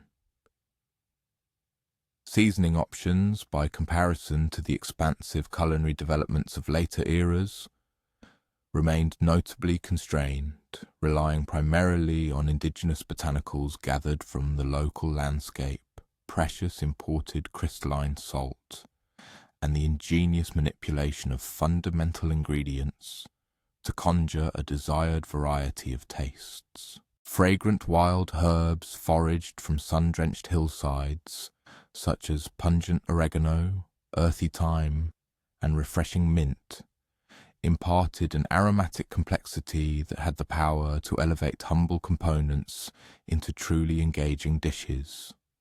Honey, that golden liquid, served as the quintessential saccharine agent for both foodstuffs and beverages that benefited from an added touch of sweetness. Fish and meat, while gracing the tables of affluent households with some regularity, fundamentally remained luxury foods, serving as complementary additions rather than the central pillars of daily meals. Pristine aquatic bounty harvested from the azure depths of the Corinthian waters provided a superior protein content when such catches were both available and economically accessible. Preserved fish, whether brined, desiccated, or marinated, played a vital role in prolonging access to these vital nutrients through seasons when a fresh catch proved unreliable. Meat derived from domesticated animals made its appearance predominantly during sacred rituals and communal festivities, occasions when animals were ceremonially offered and then equitably distributed among community members. Food storage and preservation techniques were meticulously developed to mitigate deterioration while simultaneously safeguarding the inherent goodness of provisions through the cyclical variations in food availability. Earthenware amphorae, meticulously sealed with a layer of unctuous olive oil, effectively created oxygen-deprived conditions, thereby preserving perishable produce, dairy curds, and cured meats for extended periods. The saline curing process, central to salt preservation, transformed ephemeral aquatic catches into enduring provisions that remained edible for many months. Desiccation methods, which extracted aqueous content from fruits and vegetables, resulted in densified foodstuffs perfectly suitable for protracted warehousing. Meal planning demanded a delicate orchestration between the seasonal availability of sustenance, the prevailing family resources, and the various social obligations that collectively influenced both the volume and the excellence of culinary output. The vernal season ushered in a bounty of nascent greens and lacteal offerings from animals refreshed after their hibernal procreation. The zenith of summer yielded a profusion of ephemeral produce, mandating diligent preservation for the impending colder months. The autumnal period of ingathering created a transient surfeit, which was invariably followed by prudent allocation during the austere winter. The social aspects of eating profoundly embodied Hellenic principles concerning hospitality, community, and proper behavior, extending far beyond simple physiological nourishment to encompass the very tapestry of cultural identity and interpersonal connections. Domestic repasts provided invaluable foray for discourse, pedagogical instruction, and the upkeep of familial ties, thereby fortifying the bedrock of the home. Hosting visitors adhered to prescribed rituals that proudly broadcasted affluence, munificence, and societal standing through the caliber and aesthetic arrangement of provisions. Cooking techniques were meticulously tailored to the prevalent energy provisions and available culinary equipment, in ways that significantly influenced both the sensory experience of the food and the household's financial economics. Incandescent charcoal provided intense thermal energy, making it ideal for expeditious culinary processes, but came at a premium cost compared to wood scraps. These wood scraps, while combusting at a lower temperature and necessitating protracted cooking durations, offered a more economical alternative. Portable braziers, essentially mobile hearths, afforded versatility in preparation, but imposed constraints on the volumetric scope and intricate nature of concurrently crafted dishes. Seasonal eating patterns intrinsically intertwined quotidian sustenance with the rhythms of the natural world, which directly determined the availability, quality, and cost of food throughout the year. Hibernal repasts relied heavily on hoarded cereals, cured provisions, and dehydrated pulses, ensuring sufficient nourishment during months when ephemeral produce was scarce. Vernal and estival regimens, conversely, gradually integrated an escalating volume of garden-fresh greens, succulent fruits, and lacteal commodities, thereby enhancing both physiological well-being and gustatory pleasure. Religious and cultural traditions exerted a profound sway over culinary selections, preparatory techniques, and ingestion habits in ways that connected daily eating to broader spiritual and social frameworks. Particular foodstuffs were intrinsically linked to revered divinities or hallowed celebrations, culminating in ritualistic banquets that solidified communal solidarity and sacred rites. Ascetic prohibitions during religious periods necessitated the selection of substitute victuals and adapted cooking methodologies. Evening meal preparation convened household constituents for the day's primary social and nutritional event, representing the commingling of sustenance with discourse, strategic foresight, and the nurturing of interpersonal connections that ultimately bolstered domestic cohesion.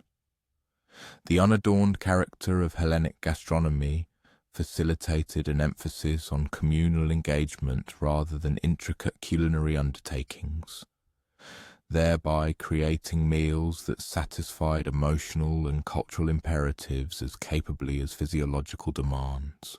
Tonight, as a family partakes of bread, olive oil, and fermented grape in the time-honored ritual that has sustained Greek civilization for centuries, one might reflect on how these simple provisions connect their household to the broader community of diligent cultivators who sow the seeds of grain, the dedicated olive growers who extract the precious oil, and the skilled vintners who craft the vinous libation.